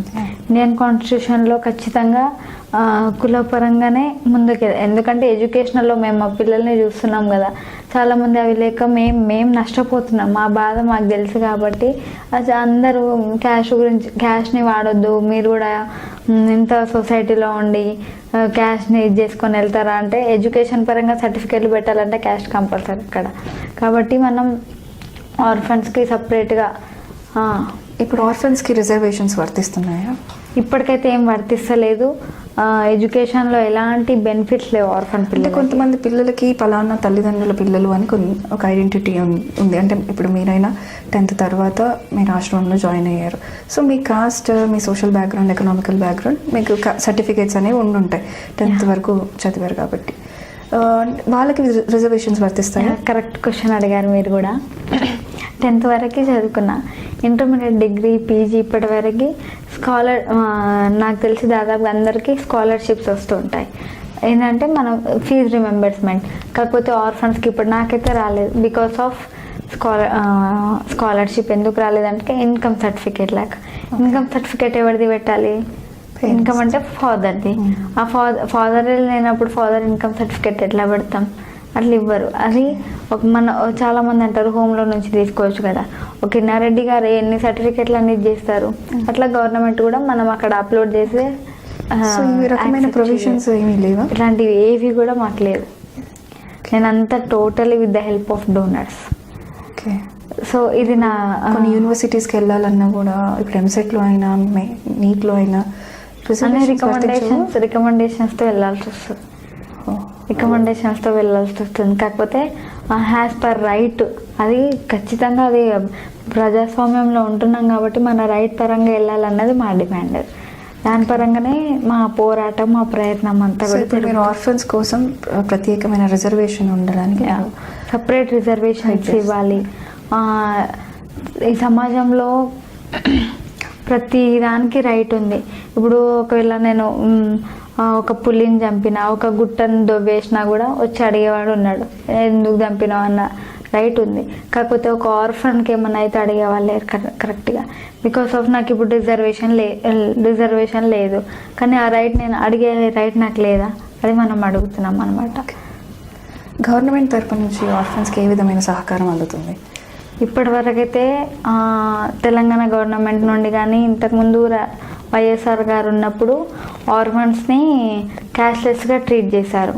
దాని తర్వాత మళ్ళీ వైఎస్ఆర్ గారు ఇంకొకటి హెల్త్ 452 జీవో అని అదొక జీవో తీసుకొచ్చారు, ఆరోగ్యశ్రీ. కాకపోతే మళ్ళీ తెలంగాణ గవర్నమెంట్ మారింది, మళ్ళీ గవర్నమెంట్ ఆర్ఫన్స్ని బీసీఏ కేటగిరీలోకి వేసింది. బీసీఏ కేటగిరీలోకి వేయడం ద్వారా సపోజ్ నేను ఇప్పుడు ఎస్టీకి ఉన్న బెనిఫిట్స్ పోతాయి కదా, అట్లా మనం నష్టపోతాం. సరే ఇది దీని తర్వాత ఇంకో గవర్నమెంట్ వస్తుంది, ఇంకో 20 yearsకి ఎప్పుడుకో గవర్నమెంట్ మళ్ళీ వాళ్ళు అట్లనే చేస్తారు. ఇది కాదు, ఇది just temporary and state government part. ఇది స్టేట్ గవర్నమెంట్ కాకుండా సెంట్రల్ గవర్నమెంట్ ఒక యాక్ట్ తేవాలి, పార్లమెంట్లోనే చట్టం తేవాలన్నది మన లక్ష్యం. ఇప్పుడు మన ఆశ్రమంలో ఉన్న పిల్లలు ఎవరికి కాస్ట్ సర్టిఫికేట్ లేదా? క్యాస్ట్ సర్టిఫికేట్ తెలిసిన వాళ్ళకి ఉంది, తెలియని వాళ్ళకి కాకపోతే అక్కడ ఖచ్చితంగా ఏదో ఒకటి అప్లై ఆ సర్టిఫికేట్ ఇస్తేనే గ్రాంట్ ఇస్తారు కాబట్టి, అంటే పర్మిషన్ ఇస్తారు కాబట్టి అందరికీ హ్యాస్ పర్ ఇప్పటికీ ఎస్సీ అని రాస్తాం. తెలియని వాళ్ళకి ఎవరికి ఎస్సీ అని రాస్తాం. ఒకవేళ తెలిసిన వాళ్ళకి వాళ్ళ క్యాస్టే రాసినా బెనిఫిట్స్ అయితే ఏముండవు. ఎందుకంటే క్యాస్ట్ సర్టిఫికేట్ ఖచ్చితంగా ప్రొవైడ్ చేస్తేనే యాక్సెప్ట్ చేస్తారు. మీకు తెలిసే ఉంటుంది, ఎందుకంటే మీరు కూడా చదువుకుంటున్నారు కాబట్టి. అది ఎంసెట్ రాసినా, నీట్ చేసినా, ఇంకే ఎగ్జామ్స్ రాసినా కూడా రిజర్వేషన్స్ ఖచ్చితంగా caste certificate, income certificate, Aadhaar card, that family ration card కూడా అడుగుతారు. అసలు రేషన్ కార్డు ఫ్యామిలీ లేదు, రేషన్ కార్డు అడుగుతారు. మా కాలేజ్ పిల్లలు మన మమ్మీ డాడీదే తీసుకొని పోతారు. ఓకే. ఇప్పుడు ఆర్ఫన్స్ మినిస్ట్రీ ఆఫ్ సోషల్ అంటే విమెన్ అండ్ చైల్డ్ కేర్ ఈ మినిస్ట్రీ కిందకి వస్తుంటారు కదా, ఏమైనా స్పెషల్ ప్రొవిజన్స్ ఉన్నాయా ఆర్ఫన్స్ కోసం? మన ఇప్పటికైతే ఇక్కడైతే ఏం స్పెసిఫిక్గా ఆర్ఫన్స్కి ఏం లేవు. రెగ్యులర్గా అంటే మంత్లీ ఇన్కమ్ మన గవర్నమెంట్ మంత్లీ ఇన్కమ్ ఇస్తుంది. ఎవరికి ఓల్డ్ ఏజ్ వాళ్ళకి ఇస్తుంది, డెఫ్ అండ్ డమ్ పిల్లలకి ఇస్తుంది, హ్యాండిక్యాప్ డిజేబుల్ వాళ్ళకి ఇస్తుంది. ఈవెన్ దో వాళ్ళకి పేరెంట్స్ ఉన్నా, వాళ్ళకి కొంత నీడ్ ఉన్నా కూడా వాళ్ళకి మంత్లీ రెగ్యులర్గా ఇంత మనీ ఇస్తుంది. మనం కూడా ఆఖరికి లాస్ట్కి పదవి విరమణ పొంది వాళ్ళకి కూడా రిటైర్ అయ్యి ఇంట్లో కూర్చునే వాళ్ళకి కూడా ఇగో నీకు పెన్షన్ ఇస్తున్నా అని మంత్లీ. బట్ ఆర్ఫన్స్కి కనీస అవసరాల కోసం కూడా ఇవ్వకపోతే వాళ్ళ అవసరాలు ఎన్ని రోజులు అన్ని దాతల సహకారంతో ముందుకెళ్తారు. కొన్ని అంటే వాళ్ళు లైఫ్ సెటిల్ అయిన అన్ని రోజులన్నా కనీసం చేయూతనివ్వాలి అన్నది మన డిమాండ్. ఇప్పుడు ఆర్ఫన్స్ కోసం ఒక గవర్నమెంట్ తరపు నుండి ఏమైనా కమిషన్స్ కానీ కమిటీస్ కానీ ఏర్పడ్డాయి? ఇప్పుడు కార్పొరేషన్లో ఇప్పుడు ఎస్సీకి మినిస్ట్రీ ఉంది, కార్పొరేషన్ ఉంది, బీసీకి మినిస్ట్రీ ఉంది, కార్పొరేషన్ ఉంది. కానీ ఆర్ఫన్స్కి కార్పొరేషనే లేదు, ఏమి లేదు. వాళ్ళని నార్మల్ చిల్డ్రన్ లెక్క ట్రీట్ చేస్తున్నారు. సమాజంలో ఎక్కువ నీడీ ఉన్నది ఆర్ఫన్ చిల్డ్రనే. ఎన్ని విధాలుగా చూసుకున్నా, అన్ని విధాలుగా ఏ విధంగా చూసుకున్నా ఆర్ఫన్స్ కంటే ఇంకెవరైనా నీడీ పర్సన్ ఉన్నారా అని అంటే ఉన్నారని అనుకుంటే ఇక వాళ్ళ దృష్టిలో మనం ఏం చేయలేం. కానీ చదువుకున్న దృక్పథంతో ఆలోచిస్తే చదువుకున్న వాళ్ళైతే వాళ్ళకి తెలిసిన వాళ్ళు అదే ప్రపంచం గురించి తెలిసినట్టయితే ఆర్ఫన్సే పెద్ద నీడీ ఇక్కడ. వాళ్ళకి హెల్ప్ చేయాలి. ఏకంగా ఒక్కటే పార్లమెంట్లో చట్టం తేవాలి. పార్లమెంట్లో చట్టం తెస్తేనే స్టేట్ గవర్నమెంట్స్ అంతలో మార్పు వస్తుంది. మొత్తం ఎంత జనాభా ఉంటుందంటారు పూజ ఆర్ఫన్స్ ఇండియాలో? 3 హ్యాస్ పర్ యూనిసెఫ్ స్టాటిస్టిక్స్, అంటే అసలు గవర్నమెంట్ సెన్సెస్ చేయలేదు. Has per UNICEF 3 crores 40 lakhs ఉన్నారు. 3 crores హ్యాస్ యూనిసెఫ్. ఇంకా వాళ్ళ స్టాటిస్టిక్స్ ప్రకారం. బట్ మనం కూడా సెన్సెస్ చేయాలి. సెన్సస్ చేస్తే అసలు ఎవరు ఏంటిది ఏ ఏజ్ గ్రూప్ వాళ్ళు అన్నది తెలుస్తుంది. అది చేయమని కూడా రిక్వెస్ట్ చేస్తున్నాం. సో మరి మీరు ఈ మూమెంట్స్ని అంటే మీ ఇన్నారెడ్డి గారితో పాటు మీరు కూడా పాల్గొంటూ ఉన్నారు, ఇంకా వేరే ఆర్గనైజేషన్స్తో ఏమైనా కలిసి పనిచేస్తున్నారా? రెగ్యులర్గా నేను డాడీతోటే ఎక్కువ ఉంటా. ఈ యాక్టివిటీస్లో తిరగడం ఇక్కడే కాదు, ఇంకా మొన్న మేము ఏదైతే international conference 8th and 9th first of all ఎవరికి తెలియకపోయేది. అందరూ ఇదేంటిది అని తర్వాత అక్కడికి వచ్చి విన్నాక ప్రాబ్లమ్స్ మనం ప్రతి ఒక్కరికి ఎక్స్ప్లెయిన్ చేయడం, కలిసిన ప్రతి ఒక్కరితో చర్చించడం ద్వారా కొంత అవేర్నెస్ వచ్చింది. అవును నిజమే అన్నది కూడా వాళ్ళ దాంట్లో కూడా తెలిసింది. సో మిగతా ఆర్గనైజేషన్స్ మిగతా స్టేట్స్ వాళ్ళు పిలుస్తున్నారు. ఇప్పుడు మొన్న నాగ్పూర్లో పెట్టాం, మళ్ళీ ఇప్పుడు 28th 29th పెడుతున్నాం, మేలో గుంటూరులో పెడుతున్నాం. అలా అన్ని ఆర్గనైజేషన్స్ కూడా పిలుస్తున్నారు. ప్రోగ్రెస్ కనపడుతుందా? అంటే గవర్నమెంట్ ఏమైనా రెస్పాండ్ అవుతుంది? ఇప్పుడు ఈ బడ్జెట్ సెషన్ స్టార్ట్ అవుతాయి కదా పార్లమెంట్, మనం ఢిల్లీకి వెళ్తున్నాం మళ్ళీ March 1st నుంచి 1 month అక్కడే ఉంటాం. ఎంపీలు వాళ్ళ పార్లమెంట్కి అటెండ్ అయినా కాకపోయినా మేము మాత్రం రోజు పార్లమెంట్లకు పోయి వాళ్ళ గురించి ఖచ్చితంగా ఒక 2-3 ఎంపీస్ నన్న కలిసి వాళ్ళకి రిప్రజెంటేషన్స్ ఇవ్వడం, వాళ్ళు మాట్లాడే విధంగా వాళ్ళని కలిసి చెప్పడం, అది ఆ విషయం పైన ఇప్పుడు ఢిల్లీ వెళ్తున్నాం. ఖచ్చితంగా మాట్లాడతామని మొన్న లాస్ట్ ఈ మంత్లో జరిగిన కార్యక్రమాలు కానీ అంతకుముందు జరిగిన దాన్ని బట్టి చూసుకుంటే ఈ పార్లమెంట్లో కొంత అయినా మా గురించి ఒక 2-3 వాయిస్ రేస్ చేస్తారన్న నమ్మకం ఉంది. చూడాలి మరి. ఆన్ ద హోల్గా మనం ఇప్పుడు మీరు మా ఇల్లు ఆశ్రమంకి కన్ఫైన్ అయి ఉంటారా? మీ ఫ్యూచర్ దేంట్లో పార్టిసిపేట్ చేయాలనుకుంటున్నారు? మీ ఫ్యూచర్ ప్రొపగండా ఏంటి? ఇప్పటికైతే టోటల్గా ఆశ్రమమే, ఫ్యూచర్ కూడా టోటల్గా ఆశ్రమంకి. అంటే ఈ ఆశ్రమంకి కన్ఫైన్ అవుతారా లేదా ఆర్ఫన్స్ హక్కుల కోసం ఇంకా ముందుకు వెళ్తుంటారా పోరాడుతూ? ఆశ్రమం అంటే ఇంకా దీని తరపుననే వెళ్తున్నాం కాబట్టి, ఆశ్రమం తరపునే వెళ్తున్నాం కాబట్టి ఏం చేసినా ఆశ్రమంలో ఉంటే చేస్తాం. బికాస్ వాళ్ళు కూడా మమ్మల్ని అట్లా ట్రైన్ చేస్తారు. కొంతమందిని డివోటీగా ఒక 10 మెంబర్స్ని డివోటీగా చేశారు. అట్లా మమ్మల్ని ట్రైన్ చేశారు. వాళ్ళు ఉన్నా లేకున్నా, వాళ్ళు చూసుకోకపోయినా ఇంకా మేము మళ్ళీ మా జూనియర్స్ని మళ్ళీ వాళ్ళ జూనియర్స్ని అట్లా రన్ చేయాలన్నది వాళ్ళ లక్ష్యం అనమాట. ఇప్పుడు ఏదో ఒక ఫౌండేషన్స్ అన్నీ ఆయన్నే ఉండి నడపలేదు, ఎవరైనా పక్కకి తిరగాల్సిందే. అట్లా మమ్మల్ని ట్రైన్ చేస్తున్నారు. చివరిగా అంటే ఇప్పుడు మనం ఎవరమైనా సరే ఆర్ఫన్స్ మైండ్ మనం అందరం మనుషులందరం సంఘజీవులు, ఈ సంఘంలో బతకాల్సిన వాళ్ళం. కొన్నిసార్లు మనలాంటి వాళ్ళకి అప్రెస్డ్ వాళ్ళకి సొసైటీ నుంచి ఎన్నో సమస్యలు ఎదుర్కొంటూ ఉంటాం, ఎన్నో డిస్క్రిమినేషన్స్ని ఎదుర్కొంటాం. బట్ అంటే మనం సొసైటీ నుంచి ఏం ఎక్స్పెక్ట్ చేయాలి ఆర్ఫన్స్గా? ఇప్పుడు సొసైటీ అంటే ఆర్ఫన్స్ పట్ల జాలి చూపిస్తున్నారు, సింపతి చూపిస్తున్నారు. బట్ సింపతి అవసరం లేదు. సింపతి అయ్యో పాపం అని అంటారు. తల్లిదండ్రులు లేని పిల్లలు అని అన్నాం అనుకో, అయ్యో అవునా తల్లి లేని బిడ్డ తండ్రి లేని బిడ్డ అట్లా పాపం అనొద్దు. పాపం అని ఎవరిని అంటారు? ఏం లైక్ వాటిని అంటారు. కానీ అంత మంచి పిల్లల్ని, అంత మంచి ఆకారం ఉంది, అంత మంచిగా ఉన్నాక కూడా అయ్యో పాపం అని కాకుండా వాళ్ళని సింపతి కాకుండా ఎంపతి చూపించి వాళ్ళకి ఇచ్చే డిగ్నిటీ, రెస్పెక్టబుల్గా వాళ్ళకున్న దాన్ని బట్టి మంచిగా ట్రీట్ చేయాలి, వాళ్ళకి రెస్పెక్ట్ ఇవ్వాలి. మన పిల్లలను అయితే అయ్యో అని అనుకుంటాం, మన పిల్లలను అయితే ఆ విధంగా చూడం కదా. అందరూ వాళ్ళ సొంత పిల్లల్ని అన్ని విధాలుగా చూడకపోయినా కనీసం మాట్లాడే పద్ధతిలోనైనా ఆ పిల్లలతో ఎట్లయితే మాట్లాడాలో. కొంతమంది రెస్పెక్ట్ ఇయ్యరు అసలు. ఇంకా ఆర్ఫన్స్ అనగానే మేము అది మేము అట్లా తీసి పడేస్తారు అనమాట. చిన్న చూపు చూస్తారు. ఆ చిన్న చూపు చూడకుండా జాలితో కాకుండా సింపతిగా రెస్పెక్టబుల్గా చూడాలన్నదే మా రిక్వెస్ట్. మా ఇల్లు ఆశ్రమం అంటే ఇప్పుడు ఆర్ఫన్స్కే కాకుండా ఇంకేమైనా యాక్టివిటీస్ చేస్తూ ఉంటారా? Food shelter, this orphanage is one. మా ఇల్లు plus orphan rights is one thing. అది కాకుండా స్కూల్స్లలో చాలామంది సెమీ ఆర్ఫన్ పిల్లలు ఉంటారు. కనీసం వాళ్ళకి అంటే కొంతమంది వాళ్ళ అమ్మమ్మ తాతయ్య దగ్గర పెరిగే వాళ్ళు ఉంటారు. కరెక్ట్గా వాళ్ళకి యూనిఫామ్ బట్టలు ఉండవు, స్కూల్కి వెళ్దామంటే కరెక్ట్గా బుక్స్ ఉండవు. అట్లాంటి ప్రతి ఇయర్ మనం జూన్ నుంచి మొదలు పెడతాం. జూన్లో బుక్స్, జూలైలో యూనిఫామ్స్ అట్లా. మళ్ళీ ఇప్పుడు మార్చ్లో ఎగ్జామ్స్ ఉన్నాయి, వాళ్ళకి ఎగ్జామ్ ప్యాడ్స్ అట్లే. 10th క్లాస్ పిల్లలకైతే స్పెసిఫిక్గా మోటివేషనల్ క్లాసెస్, స్పీకర్స్ ద్వారా, ప్రొఫెషనల్ స్పీకర్స్ ఉంటారు కదా, వాళ్ళ ద్వారా ఎగ్జామ్ టిప్స్ అట్లాంటివి మోటివేషనల్ స్పీకర్స్ ద్వారా క్లాసెస్ చెప్పేస్తూ ఉంటాం. ఇంకా ఎగ్జామ్ ప్యాడ్స్, 10th క్లాస్ వాళ్ళకి స్టడీ మెటీరియల్ ఒకటి ఉంటుంది, అది 450 రూపీస్ ఈచ్ వన్. కొంతమంది కనీసం అది కొనుక్కోలేని పరిస్థితి. అదే 400 రూపాయలు అని అడిగిన అనుకో, వాళ్ళ అమ్మ నీకు డ్రెస్ వస్తుంది కదరా అని అంటది. ఇంకో తాతయ్య మెడిసిన్ వస్తుంది, ఉన్న పెన్షన్ తాతయ్య వాళ్ళకి అట్లాంటి వాళ్ళని ఎడ్యుకేషన్ పరంగా ముందుకు వెళ్ళాలి. కాబట్టి ఆశ్రమంలో మన పిల్లలకి ఏవైతే ఇస్తున్నామో వాళ్ళకి కూడా అవి ఇవ్వాలి. ఎందుకంటే అందరికి ఇష్టం ఉండదు ఆశ్రమంలో ఉండడం. చుట్టుపక్కల గ్రామాల్లో చేస్తుంటారు.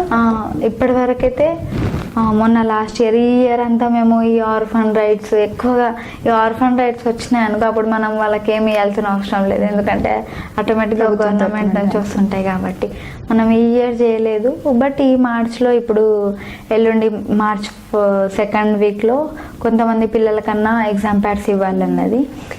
అది కాకుండా బయట వృద్ధులకి ఫుడ్ పెడుతుంటాం రెగ్యులర్గా. ప్రతి సండే ఆశ్రమంలోనే ప్రిపేర్ చేసుకెళ్ళి వాళ్ళకి ఫుడ్ ప్రొవైడ్ చేస్తాం. అంటే న్యూట్రిషన్ ఫుడ్, అంటే ఓన్లీ కారమో లేకపోతే పచ్చడి వేసుకొని తింటారు, లేకపోతే కొంతమంది ఓపిక లేక ఓన్లీ చారు చేసుకొని తింటారు. అట్లాంటి వాళ్ళకి మంచిగా ఒక 10 వెరైటీలతోటి సండే రోజు మధ్యాహ్నం వాళ్ళకి భోజనం. అట్లా కాకుండా రెగ్యులర్గా ఈ మెడికల్ క్యాంప్స్ పెట్టిస్తుంటాం. రెగ్యులర్గా మెడికల్ క్యాంప్స్, చెకప్స్.